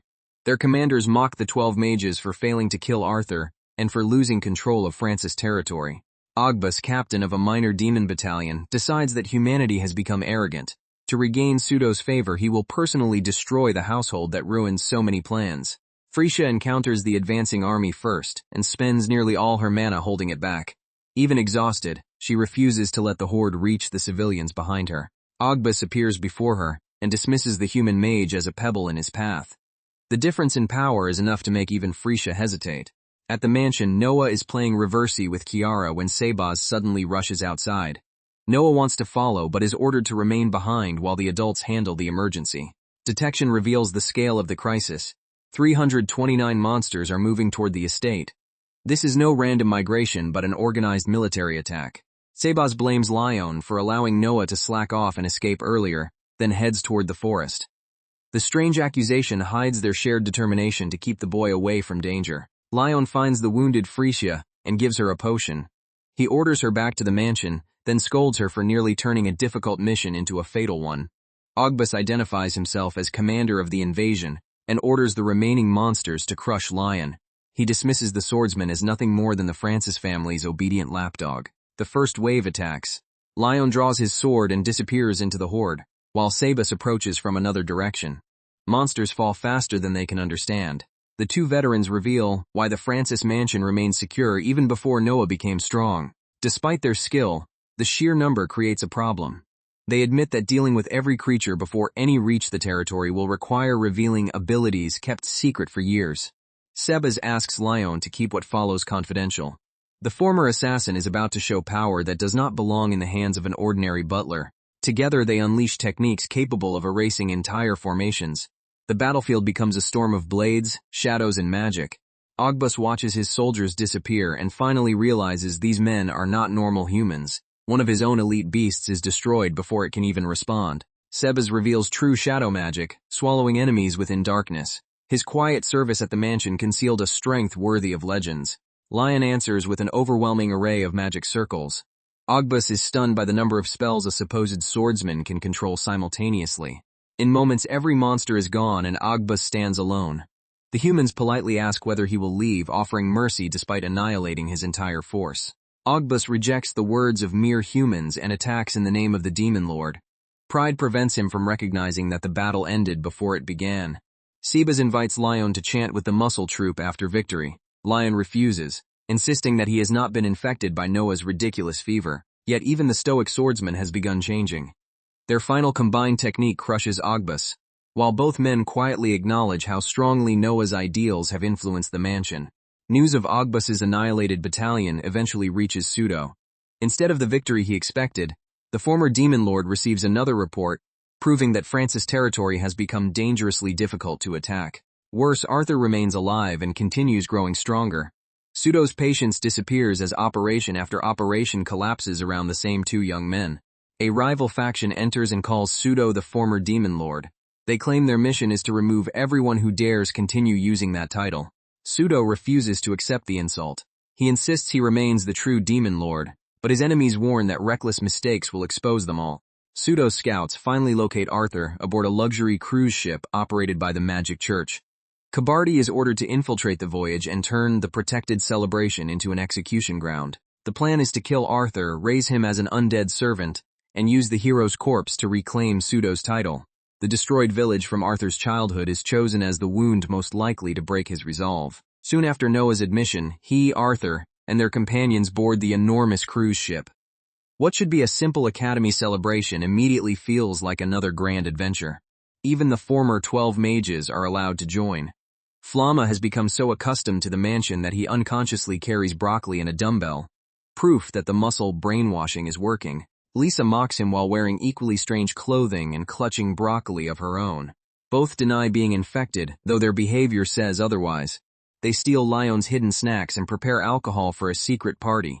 Nobles dance aboard the luxury ship, While Noah's group treats the voyage like another noisy family gathering, Cecil compliments Noah's suit. He immediately asks whether he can remove it, nearly destroying all the effort she put into making him look presentable. The formal clothing strains across his back and feels ready to tear. Sebas brings the luggage and demands advance warning before Noah undresses in public again. The ship belongs to the Magic Church, an institution devoted to magical order and justice. Multiple layers of interference magic protect the vessel from pirates, surveillance, and hostile spells. Albus demonstrates that even presence detection cannot penetrate the barrier. Noah's usual awareness is suddenly useless inside the ship. They realize the same protection could conceal enemies. If the voyage is attacked, Noah may not sense danger until the threat is already among them. Arthur remains focused on the food and talks cheerfully to McFaddy. Noah thanks him for bringing the cat, while attendants temporarily take the companion away during the ship's movement. Noah insists on bringing his dumbbells, but heavy objects are restricted aboard the vessel. He reluctantly separates from them and asks everyone not to cause trouble. Arthur invites McFaddy to eat. The cat mage finally speaks, furious about being shoved into a cramped cage and desperate to manipulate the trusting hero. Instead, Arthur talks about how enjoyable life has become.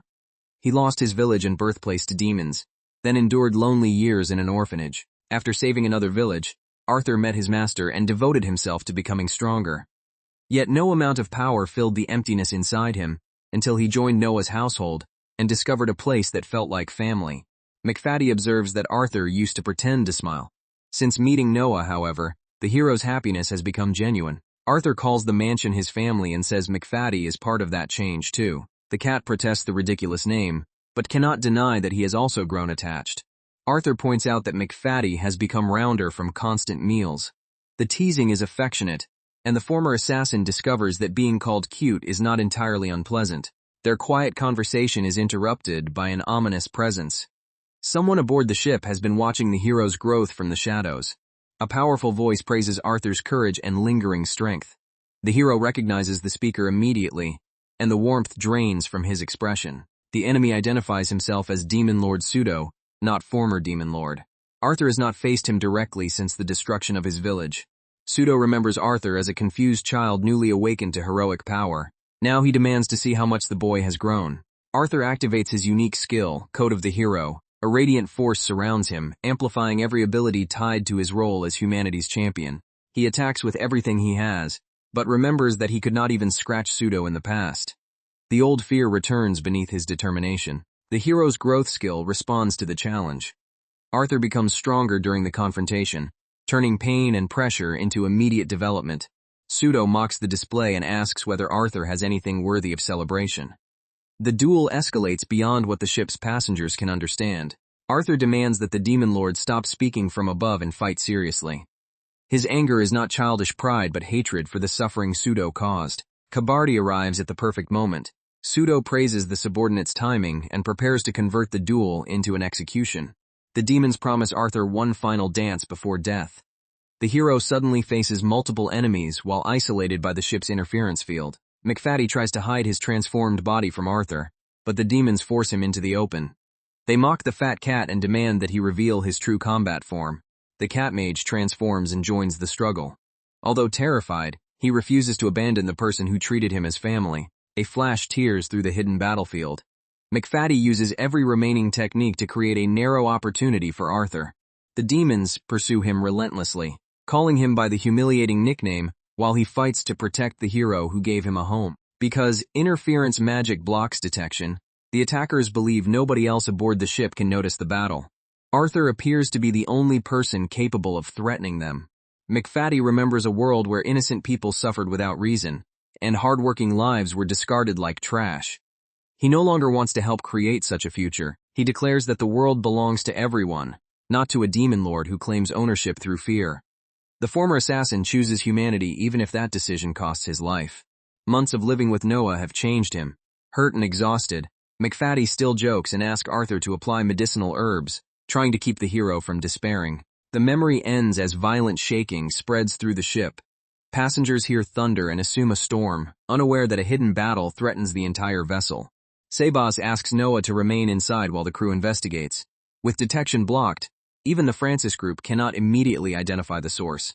McFaddy's voice reaches Noah through a desperate magical connection. Noah initially thinks Arthur's cat is using ventriloquism, but the fear in the message quickly removes any humor. The cat reveals his real ability to speak and says he wants a world where everyone can smile. That wish is now endangered because Arthur is fighting alone. He identifies himself as Mia the magic cat and a former member of the 12 mages. Noah finally understands the true identity hidden behind the ridiculous pet name. Mia confesses that demons are attacking the ship and Arthur is holding them back alone. He accepts punishment for his own crimes and even offers to become a mana tank if Noah will save the hero. Noah prepares to move immediately, but first asks Albus whether the name Mia and the title Magic Cat are connected to the 12 mages. If the warning is genuine, every second of doubt places Arthur in greater danger. Albus recognizes the cat that arrived with Arthur but has never seen Mia's true combat form or learned the operative's real name. He cannot verify every detail, yet the desperation in the message is impossible to fake. Noah apologizes for hesitating and wipes away Mia's tears. Recognizing how deeply the former assassin cares for Arthur, he promises to protect the person who gave the cat a home. He seals the vow on his muscles. Whatever hides beyond the interference barrier, Noah will reach Arthur before the hero is forced to face it alone. Noah's companions refuse to let him face the demons alone. Each of them has a reason to fight, and none intends to watch from safety while Arthur's life hangs in the balance. Some want to settle old scores with the demons. Lion, however, has a simpler goal. He wants Arthur to witness firsthand just how extraordinary Noah has become, and so the strangest rescue party imaginable charges into the hidden battlefield, a force of swordsmen, mages, former assassins, and muscle fanatics, united behind one overwhelmingly determined noble. The professors remain behind to guard the passengers and prepare an emergency signal. As Noah's group advances, even they admit that his muscle-fueled recklessness may be more frightening than the demons waiting ahead. Elsewhere, Arthur is still trapped in a brutal battle. Exhaustion is beginning to slow him, but the enemy gives him no chance to recover. Pseudo's forces continue pressing from every direction. Arthur blocks one attack after another, knowing that a single mistake could expose everyone on the ship. The hero forces himself back onto his feet. Even wounded and outnumbered, he refuses to abandon the people behind him, but the demons have already recognized his limits. Their attacks become more coordinated, designed not merely to defeat him, but to break his will completely. Arthur swings again, yet his body no longer responds as quickly as before. The battle is turning into a slow execution. Pseudo watches with cruel satisfaction. To him, Arthur is no longer a threat, only a future corpse waiting to be converted into another weapon. He orders Kabardi to take the hero's head. Once Arthur dies, Pseudo intends to resurrect him as an undead servant and use his strength against humanity. The final strike descends as Pseudo calmly wishes Arthur sweet dreams. For one terrible instant, it seems the hero's journey will end on this ship. Before the blade can fall, a violent impact tears through the battlefield. The demons turn as their supposedly sealed formation begins collapsing from the outside. A rescue force has broken through the interference field, leaving shattered weapons and stunned demons in its wake. Whoever has arrived clearly has no intention of negotiating. Noah reaches Arthur and declares that Mia's desperate request has been heard. From this moment on, the hero no longer has to carry the battle alone. Pseudo demands to know who has entered his battlefield. Noah answers without ceremony. He is merely a bodybuilder. Arthur immediately orders him to step back. Despite his condition, he plans to keep fighting until Pseudo's stamina is depleted. He insists that Noah is destined to save the world and cannot waste his strength here. In Arthur's mind, sacrificing himself is the logical choice. Noah rejects that logic completely. The hero is someone who must survive, and no demon will be allowed to decide otherwise. The lesser demons rush him, only to be kicked and thrown aside in an instant. Noah complains that they are not even strong enough to count as proper leg training. Sibaz joins the charge and vows to erase anyone blocking his young master's path. His assassination technique strikes with lethal precision before the demons can react. Cecil follows with the Edward 7-star steps. Her blade flashes across the deck like starlight, cutting open another route toward Pseudo. One devastating technique after another crashes into the demonic army. Noah's companions are not merely supporting him. They are tearing the battlefield apart. Even the muscle troop enters formation, linking their bodies into a ridiculous but effective human ring. The demons stare in disbelief, unsure whether they are fighting warriors or lunatics. Darkness then floods the deck as shadow magic swallows another group of enemies. For the first time, Pseudo's army begins losing control of the battlefield. Kabardi recognizes Sabaz's shadow magic and turns toward the old butler himself. The technique awakens memories of killers from another age, making their confrontation inevitable. While the others hold the line, Noah keeps moving towards Pseudo. Behind him, Freysia glares at the arrogant demons who dared threaten her student. Her anger sends mana surging through the air.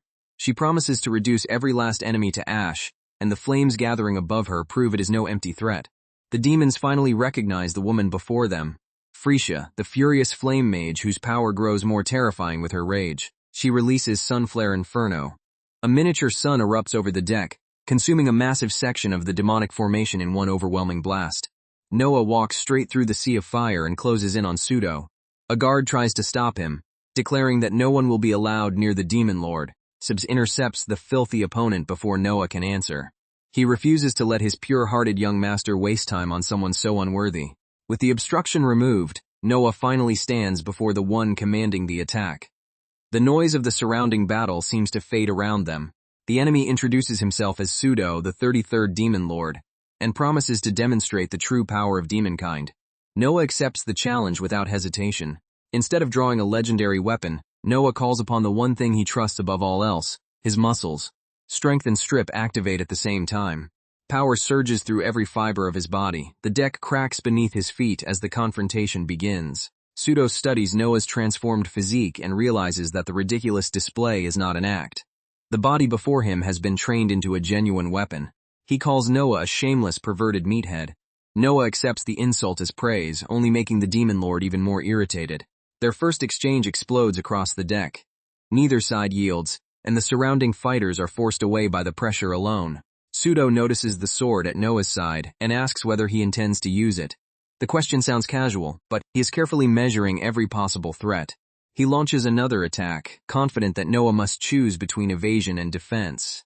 Yet the young noble responds in a way he never expected. Flash Step carries Noah through the danger before the flames can close around him. Pseudo is stunned by the speed produced by such a massive body.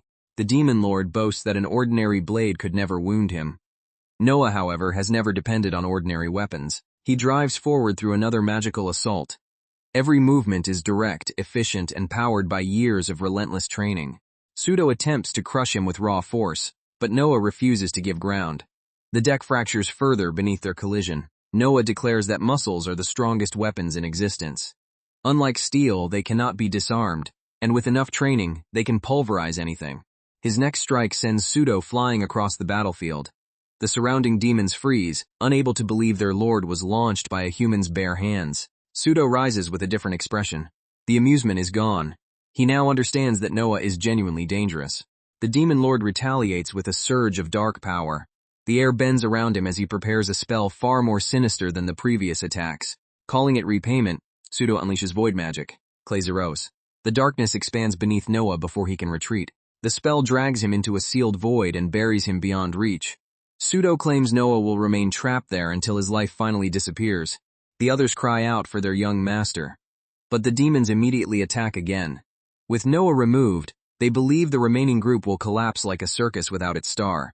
Sebas answers their mockery with another ruthless counterattack. Even without Noah beside him, the old butler refuses to let the enemy advance. Blades and magic tear across the deck. The rescue party is forced into separate battles while desperately searching for a way to free Noah. Kabardi presses Sebas with relentless speed. Their clash becomes a contest between two killers who understand exactly where to strike. Despite his age, Sebas matches every attack.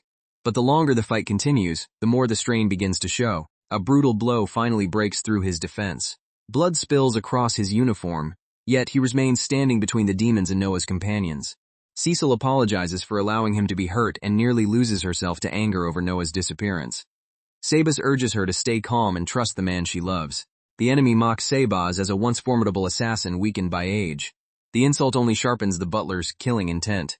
Another lethal strike descends with the command to perish. Sebas braces himself, refusing to retreat even one step. The battlefield erupts again as their techniques collide. The impact shakes the ship and sends broken fragments of the deck into the air. For a moment, neither side can tell who survived the explosion. Then Noah's allies emerge through the smoke, still fighting. Lisa unleashes magic hair, 10,000 hair rampage. Countless sharpened strands spread across the battlefield, attacking from every direction at once. She follows by summoning the Domination Crystal Dragon. The enormous construct crashes into the demons and forces their formation apart. Beast magic joins the assault as another companion tears through the opening. The once isolated defenders are now fighting as a coordinated unit. Mia releases a cleansing spell, using his power to protect the wounded and drive back the demonic corruption surrounding Arthur. Though escape would be easier, Mia refuses to abandon the ship. This is Arthur's home for now, and the small magic cat will protect it with everything he has. Cecil steps in front of the injured Seabass and raises her sword. The Edward style exists to protect, and she will not surrender anyone Noah treasures. Her opponent dismisses defensive swordsmanship as dull and predictable. Cecil remains unmoved, because protection has never required applause. She invokes protection of the vast starry sky. A brilliant barrier of swordlight spreads across the deck and catches the incoming attack. The demon realizes this is already the second time Cecil has blocked what should have been a decisive blow. His frustration begins to overpower his caution. He snarls that she has managed to wound him twice in a single day. Cecil's quiet resistance has become an unbearable humiliation. Calling Noah's entire group a collection of eyesores, he gathers enough power to erase them all at once. Blaze Citadel forms around the battlefield. The flames rise like walls, and with Noah still trapped, no one appears capable of stopping the spell. The inferno crashes down. Cecil holds her ground even as the heat overwhelms her defenses. Her voice cuts through the chaos, calling for Noah. The plea reaches farther than any ordinary sound should travel. Inside the void, that voice gives Noah strength. He remembers Cecil's cheerful smile and realizes that his own happiness beside her was genuine for the first time. Pseudo notices movement within the prison and asks why Noah is smiling. He still believes escape is impossible. Then the sealed darkness begins to crack. Muscle power surges against the boundaries of the spell itself. Noah tears his way out of the void through pure physical force. Pseudo can only stare as an impossible prison is broken from the inside. He lands back on the deck with fury burning behind his calm expression. The sight of Cecil and the others injured has erased every trace of humor. Noah declares that Pseudo will pay for hurting them. Life means nothing without love, and love cannot be protected without muscles strong enough to stand between it and danger. Across the ruined deck, Kabardi calls to Pseudo and forces his wounded body back into the fight. Even after being driven down, he refuses to abandon the master who once saved him. Sabas intercepts him before he can reach Noah. While the two assassins clash again, every remaining fighter prepares for the next exchange around Pseudo. Cecil struggles to remain conscious while space magic twists around the battlefield. Noah tells her to hold on and moves to finish the threat. Their allies combine their attacks, forcing Pseudo to defend from several directions. For the first time, the Demon Lord is being pushed backward. Pseudo warns Noah not to become overconfident. His magic is still capable of killing everyone on the deck in an instant. Noah answers with Flash Step and reaches Cecil first. Seeing that no one has died, he thanks her for protecting everyone until he returned. He openly admits how grateful he is that Cecil became his fiancée. Even in the middle of battle, the sincerity leaves her speechless. Pseudo interrupts the moment with another violent assault. Noah turns away from Cecil and meets it head-on. The Demon Lord attacks while Noah is suspended in mid-air. Certain he cannot change direction or evade, Noah calmly reveals that dodging was never part of his plan. He drives straight through the attack. The collision sends a shockwave across the ship and tears apart the surrounding flames. Wind magic tries to knock him off course, but it makes no difference. A spell cannot stop what it cannot meaningfully move. Noah reaches Pseudo and locks both arms around him. The Demon Lord struggles to escape, only to discover that those muscles will not release their prey. With revenge for his injured friends burning in his heart, Noah unleashes Steel Muscle Atomic Revenge Franken, a crushing technique built from pure strength. Pseudo desperately counters with Red Void magic. Crimson darkness erupts between them before Noah's finishing blow can land cleanly. Void chasers pour from the distortion like living blades. To the others, the technique resembles space magic twisted into something far more vicious. The projectiles surround Noah from every angle. Their paths bend automatically, leaving no obvious route of escape. Pseudo boasts that void magic surpasses ordinary space magic. The blades track their target until nothing remains, making evasion meaningless. Noah simply crushes the pursuing blades with his bare hands. As the fragments scatter, everyone realizes that even Pseudo's ultimate tracking spell cannot overcome trained muscle. Elsewhere on the deck, Sebas catches Kabardi's final lunge and seals the assassin inside true shadow magic, tearing away the mana sustaining his weapons. Kabardi collapses, and disbelief spreads through the remaining demons. A warrior they considered untouchable has fallen to a human, and their confidence begins to crack. Noah's name echoes across the ruined deck as he returns to the center of the battle. Exhaustion is visible in every movement, but he refuses to slow down while anyone remains in danger. Pseudo laughs wildly and rejects the evidence before his eyes. In his mind, humans are inferior creatures who could never truly overcome demons. Noah notices the enormous mass of magic gathering above them and smiles. Rather than fear it, he sees the perfect weight for his next exercise. Pseudo rages at the mockery and launches the spell. Noah answers that he can still fight, no matter how much power the demon lord pours into the attack. He trusts his companions to protect everyone behind him. With that burden shared, Noah can devote every muscle to breaking the enemy in front of him.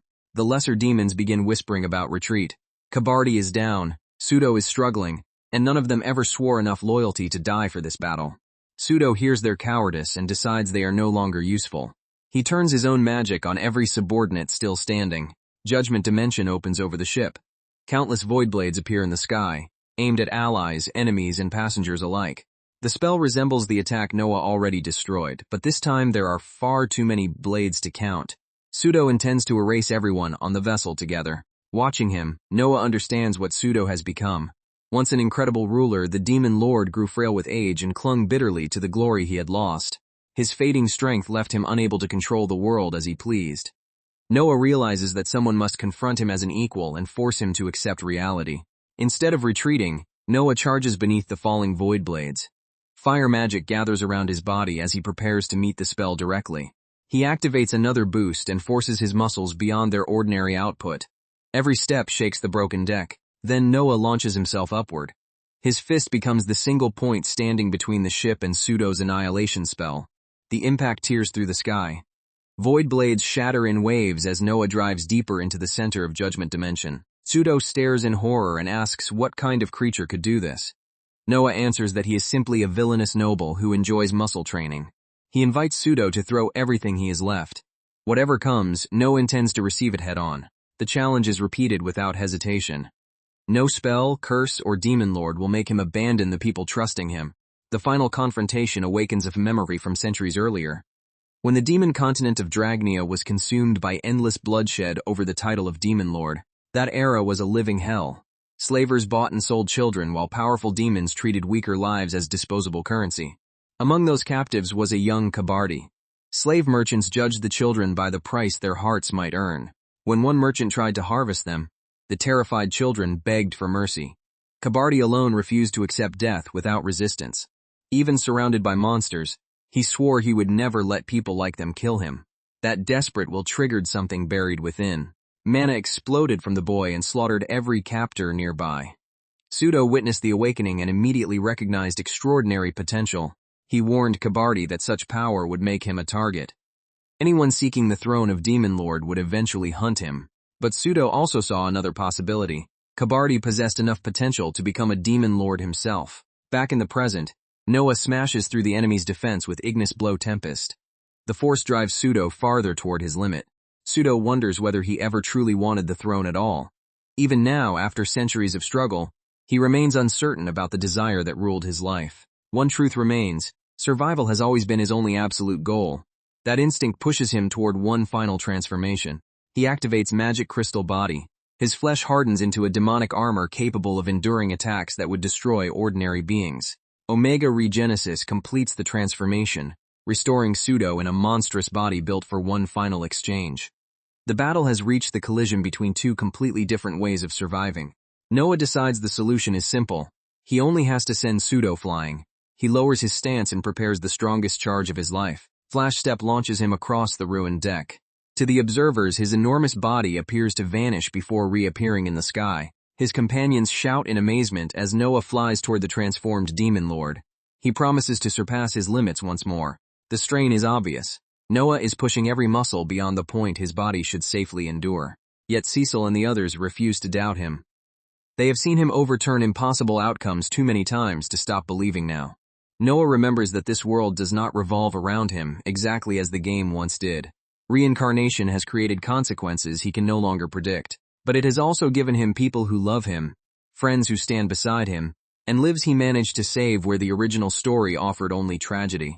Because of them, Noah no longer fears change. He fully accepts the second life as his own and gathers every remaining ounce of strength. He drives forward with the trust of everyone behind his fist. The final strike begins. Pseudo answers with an ultimate punch meant to erase Noah's existence. Their two attacks rush toward the same point. Though defeated and barely conscious, Kabardi lends Pseudo the last of his remaining power. Pseudo quietly thanks the companion who stayed beside him through everything. Kabardi asks one final question: why did Pseudo spare him when they first met? The Demon Lord admits that he had actually tried to kill him. Back then, Kabardi lived beneath a slave merchant. Pseudo was the only powerful demon who ever looked at the boy with anything resembling pity. Pseudo says that if he had killed Kabardi, he would never have met such a strange companion. Kabardi accepts the answer with genuine honor. Their memories end as both sides release everything. Noah's fist and Pseudo's demonic power collide with enough force to split the battlefield. Chronos' impact crashes against the Demon Lord's attack. Time, space, and raw mana distort around the point of contact. Pseudo tries to send Noah into the void world, confident that no human can break through. Noah keeps pushing, refusing to let the darkness close. Noah answers the void with the power Pseudo still cannot comprehend, muscle power. Inch by inch, his fist forces the Demon Lord's attack backward. Then the balance breaks. Noah surges forward with a triumphant roar and drives his punch through the last of Pseudo's defense. The impact expands across the sky.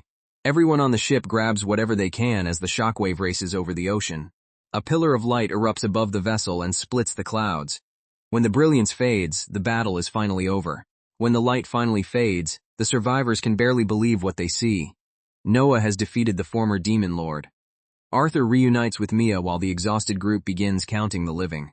Their relief disappears when Cecil realizes Noah is missing.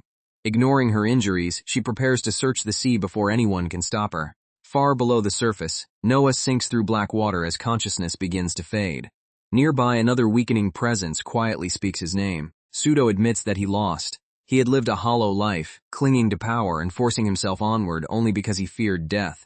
Even his dream of creating a new age for demons was built upon that fear.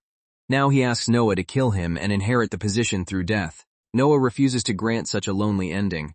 Rather than leave Pseudo to die beneath the ocean, he reaches toward the defeated enemy. With one final movement, Noah catches Pseudo and drags him upward. Above, Sebas has already secured the unconscious Kabardi, ensuring neither demon disappears into the sea. Sometime later, Noah awakens at the Francis estate and immediately attempts to sneak outside for training. Kiara notices before he reaches the door. News of the demonic invasion shakes the capital, but the Francis family and the hero are praised for defeating it. Their status rise, and a large reward follows. Arthur refuses most of the reward and asks for only one thing: permission to attend Absolute Academy with Noah. He is accepted as a special student and begins intense preparation under Sebas. Noah, meanwhile, tries to exercise despite being wrapped in bandages. Kiara catches him immediately and demands to know where he thinks he is going. He insists that he feels completely fine, but the doctor ordered 2 weeks of rest after finding severe internal damage. Kiara refuses to negotiate. Noah realizes her anger is not only about his injuries. He has been so consumed by danger and training that he barely spent time with his little sister. Even a get-well dumbbell from the others is confiscated. For Kiara's sake and his own, Noah is ordered to remain in bed without performing a single repetition. The household still wonders what became of Pseudo after the battle. Noah avoids every question while Kiara drives away anyone who tries to disturb his recovery. Her attention turns to the bizarre round bird now attached to Noah. Its purple body, tiny wings, and arrogant expression make it impossible to ignore. Noah studies the creature and describes every absurd feature. When asked where he found it, he nervously points toward the forest. Arthur assumes Noah has adopted a pet just as he did with Mia. The black bird immediately protests that it is not a pet. The others decide it must be a talking mynah bird. Asked to imitate human speech, it repeats the only words Noah's household seems to know: weight, muscle, and protein. The demonstration quickly descends into chaos. Even while injured, Noah reacts to the muscle vocabulary as though someone issued a sacred challenge. Arthur declares that the bird would make an excellent mana tank. The disguised Pseudo can only endure the humiliation while everyone laughs. Later, Noah asks Arthur whether he would be angry if Pseudo had survived. After all, the Demon Lord was responsible for destroying his village. Arthur admits he dislikes Pseudo, but he no longer carries a deep grudge. The village raised him, yet as an orphan and slave, he never truly felt that it belonged to him. He still condemns killing, but he thanks Noah for saving him and Mia. His uncomplicated gratitude reminds Noah why Arthur deserves to be called the hero. Watching them together, Noah is once again impressed by Arthur's kindness. Still, he wonders how long he can hide Pseudo's identity. In private, the bird-shaped Pseudo complains bitterly about his humiliating condition. Kabardi explains that maintaining the Demon Lord's original body would require far more mana than either of them possesses. Although they lost, Pseudo insists he has no regrets. Kabardi notes that his master fought with less than a third of his former strength. And strangely, his decline has now stopped. Kabardi immediately dreams of rebuilding their demon army and conquering the world again. Noah overhears everything and reminds them that Pseudo is effectively his familiar now. Pseudo explodes at the idea of a former demon lord serving a human. Noah casually threatens to turn the angry bird into high-protein chicken tenders. The threat cannot erase Pseudo's pride even after defeat. Noah simply announces that chicken is on the dinner menu, sending the bird into panic. Pseudo flees while the entire muscle household chases him through the estate. Kabardi desperately begs his lord to behave. Meanwhile, a carriage approaches the capital. Inside, a stern nobleman reflects on how 3 years have passed since he last returned. That man is Alec Francis, Noah and Kiara's father. He is finally coming home to see the children he has long neglected. The capital is celebrating Noah's victory, but Alec remains skeptical. He suspects his son succeeded only because capable guards fought in his place. Privately, Alec considers Noah an irresponsible fool and fears him becoming the next family head. He arranged Cecil as Noah's fiancée, so her judgment might keep him on the correct path. The carriage reaches the mansion. Alec steps through the gate and loudly calls for his beloved children, hoping this reunion can repair the distance between them. Instead, he encounters a roaring training session filled with weighted dashes, muscle chants, animals, and explosions of energy. The scene is nothing like the noble home he remembers. Alec wonders whether he entered the wrong estate. Lion introduces himself as Noah's A-rank adventurer and swordsmanship instructor. Though confused by Leon's intimidating appearance, Alec politely thanks him for taking care of his son. Leon offers to lead him directly to Noah. Along the way, Alec spots Seba's dragging Freesia behind him. Her crimes include stealing hidden snacks, skipping work, and sneaking into a singles party. Noah then discusses using a mana tank as though it were a perfectly ordinary household item. Alec's confusion deepens with every step. Another commotion erupts when someone chases a butterfly, and Kiara scolds the household for stealing food. The Francis estate now resembles controlled madness. Alec finally sees the courtyard and wonders whether this can truly be his home. The dignified mansion has been transformed into a muscular circus. Instead of blaming Noah, Alec realizes the chaos is partly his fault. By prioritizing work over family, he left others to create the warmth and guidance his children needed. He admits that money and an arranged fiancé were the only things he ever gave Noah. Unable to offer love directly, Alec now treasures whatever time remains with his children. Then he finally sees Noah's transformed body.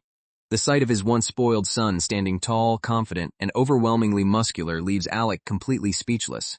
Alec approaches Noah almost cautiously, stunned by how much his son has changed. Noah answers politely, unsure what kind of reunion his father expects. Alec asks to spend time together as a family just like the old days. He offers chess, hunting, or anything Noah wants, but the request feels awkward after years apart. Noah chooses the one activity guaranteed to reveal sincerity: dumbbell training. Kiara hears their father has returned and rushes toward the commotion. Before long, Alec is trembling beneath the weights while Noah encourages one final repetition. Kiara cheers that her father is the best. The exercise becomes so intense that Alec collapses. Kiara announces with perfect calm that their father appears to be dead. The others scold Noah for nearly killing him through training.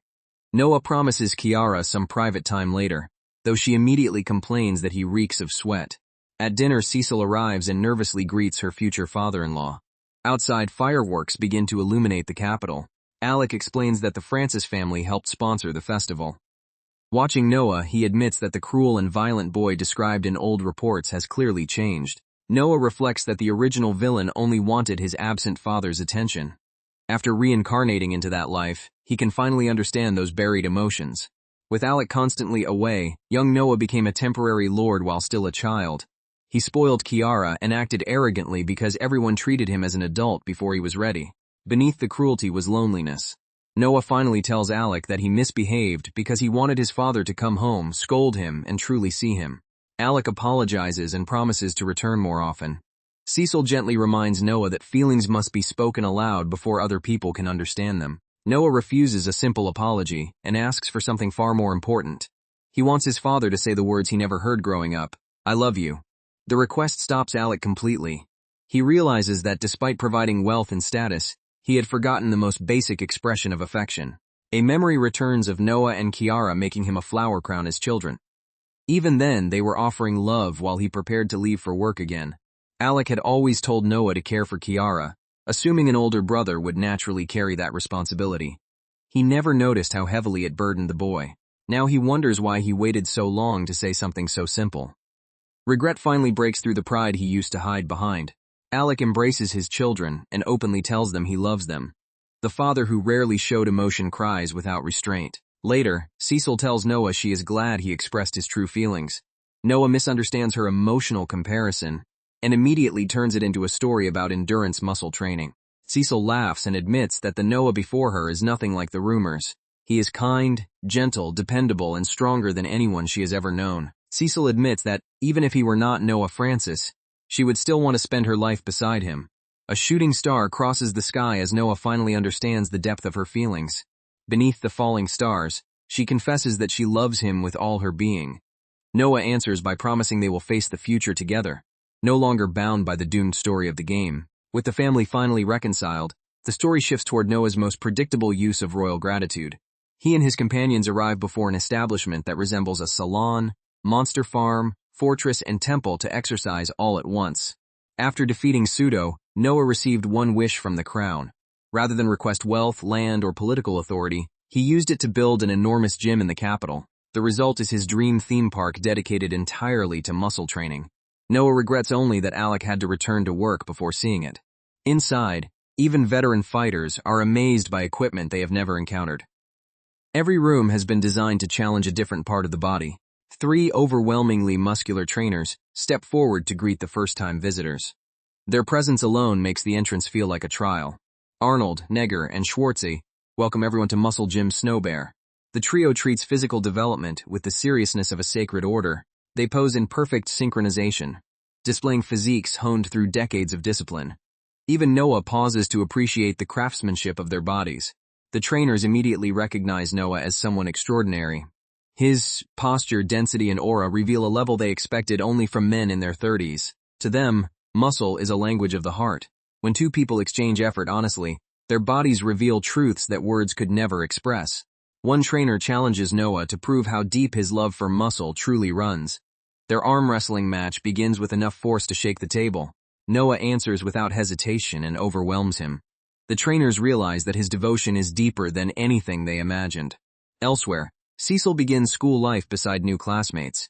She is delighted to become friends with others studying beneath the banner of the starry sky. The girls ask about Arthur joining their year and then turn to Noah, who remains on medical leave. One openly wonders whether Cecil is afraid of her own fiancé. Rumors claim the Francis family is cruel and that servants taken into their mansion never return. Some students are frightened even to look Noah in the eye. Cecil rejects every rumor. She insists Noah is kind, dependable, and someone she would never be ashamed to introduce to anyone. Her confident defense surprises the other students.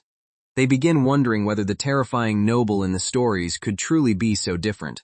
At that exact moment, Noah appears in the academy courtyard wearing almost nothing after training. Cecil recognizes him and screams his name in horror. The girls nervously ask whether she is all right. Cecil realizes the rumors are not the problem. Noah has simply created a much deeper wound to her reputation. She storms toward him and orders him to wear clothes in public. Noah innocently asks whether she is angry, making the situation even worse. Far from the academy's growing chaos, a darker gathering begins inside a hidden fortress. The remaining 12 mages assemble for the first time since Pseudo's defeat. Goat, Shuko, Abyss, Honorum, and Gristas discuss the disappearance of Albus, Lisa, Flamma, and Mia. Most dismiss the missing operatives as weaklings who would only have held the organization back. One member warns that the captured mages may expose their abilities and identities. The others remain convinced that anyone opposing the 12 mages will be helpless. Moores praises that arrogance as fitting for the 12 mages.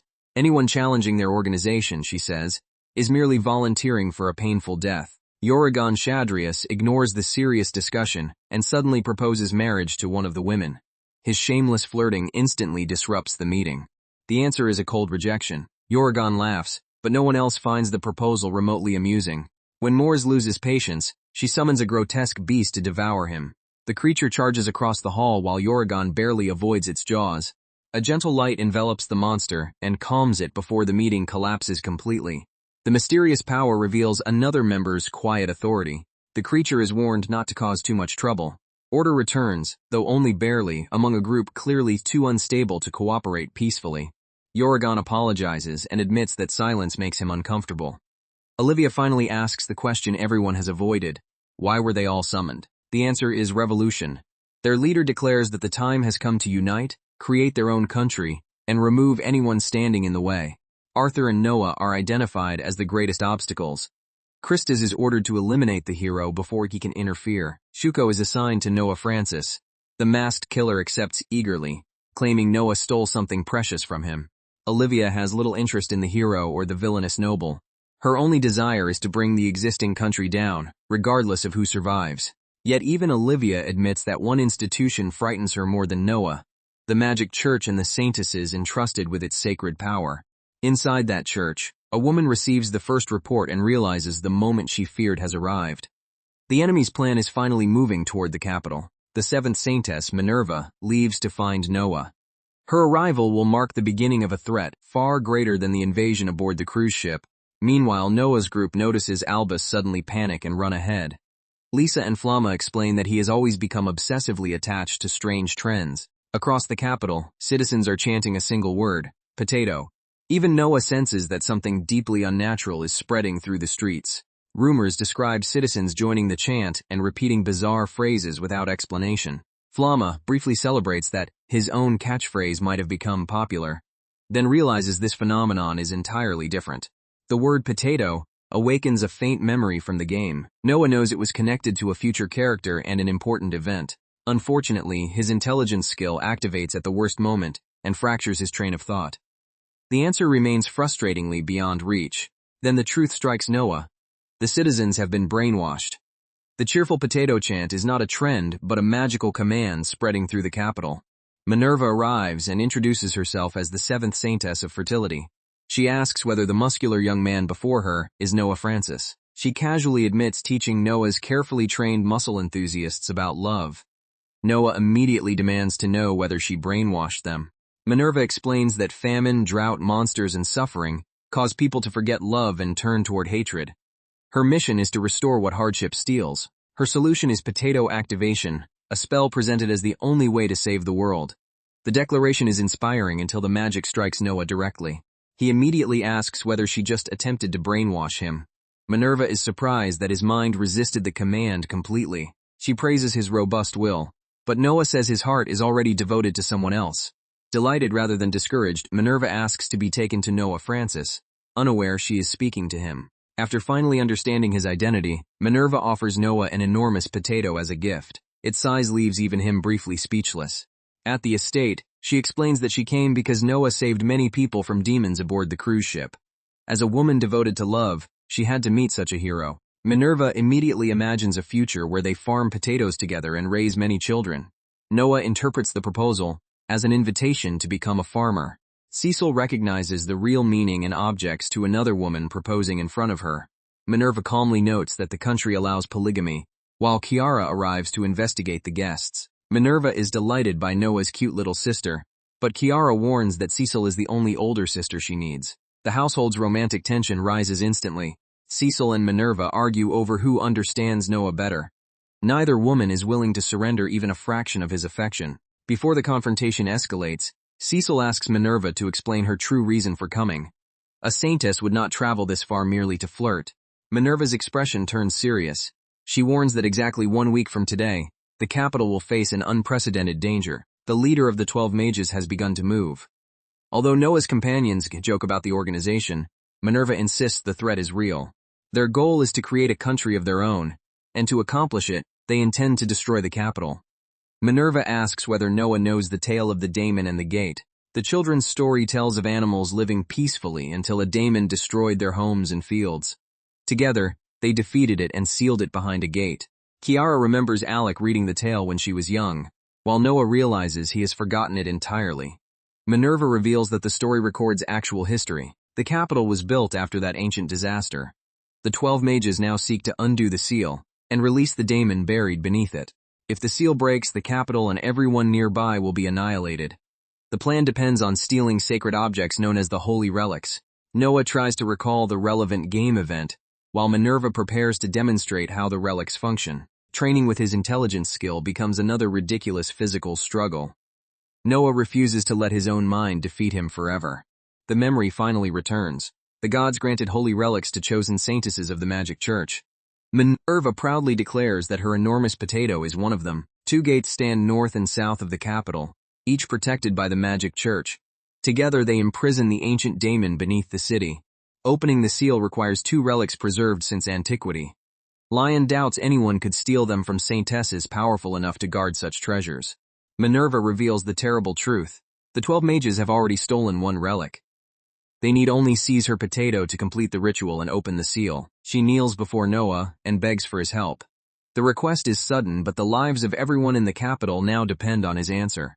Noah asks her to raise her head and agrees immediately. Protecting innocent people requires no further justification. He also refuses to lose his favorite gym, his academy friends, or the stability of the Francis territory.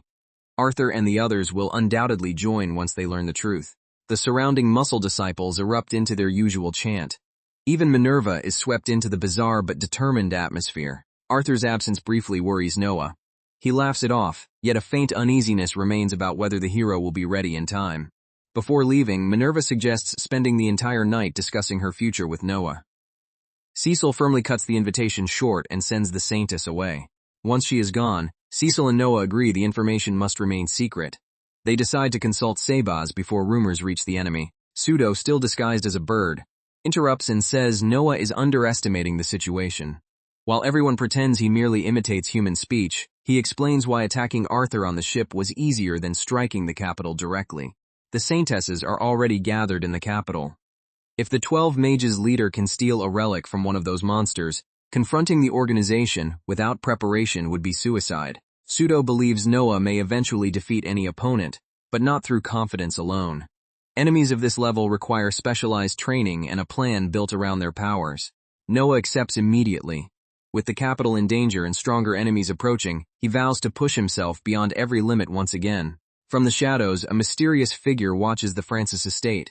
He calls Noah his sworn enemy and speaks of him with a disturbing, almost personal obsession. Another masked enemy promises never to forgive Noah. As the Holy Relic crisis closes in and dangerous eccentrics gather around the capital, the next conflict begins.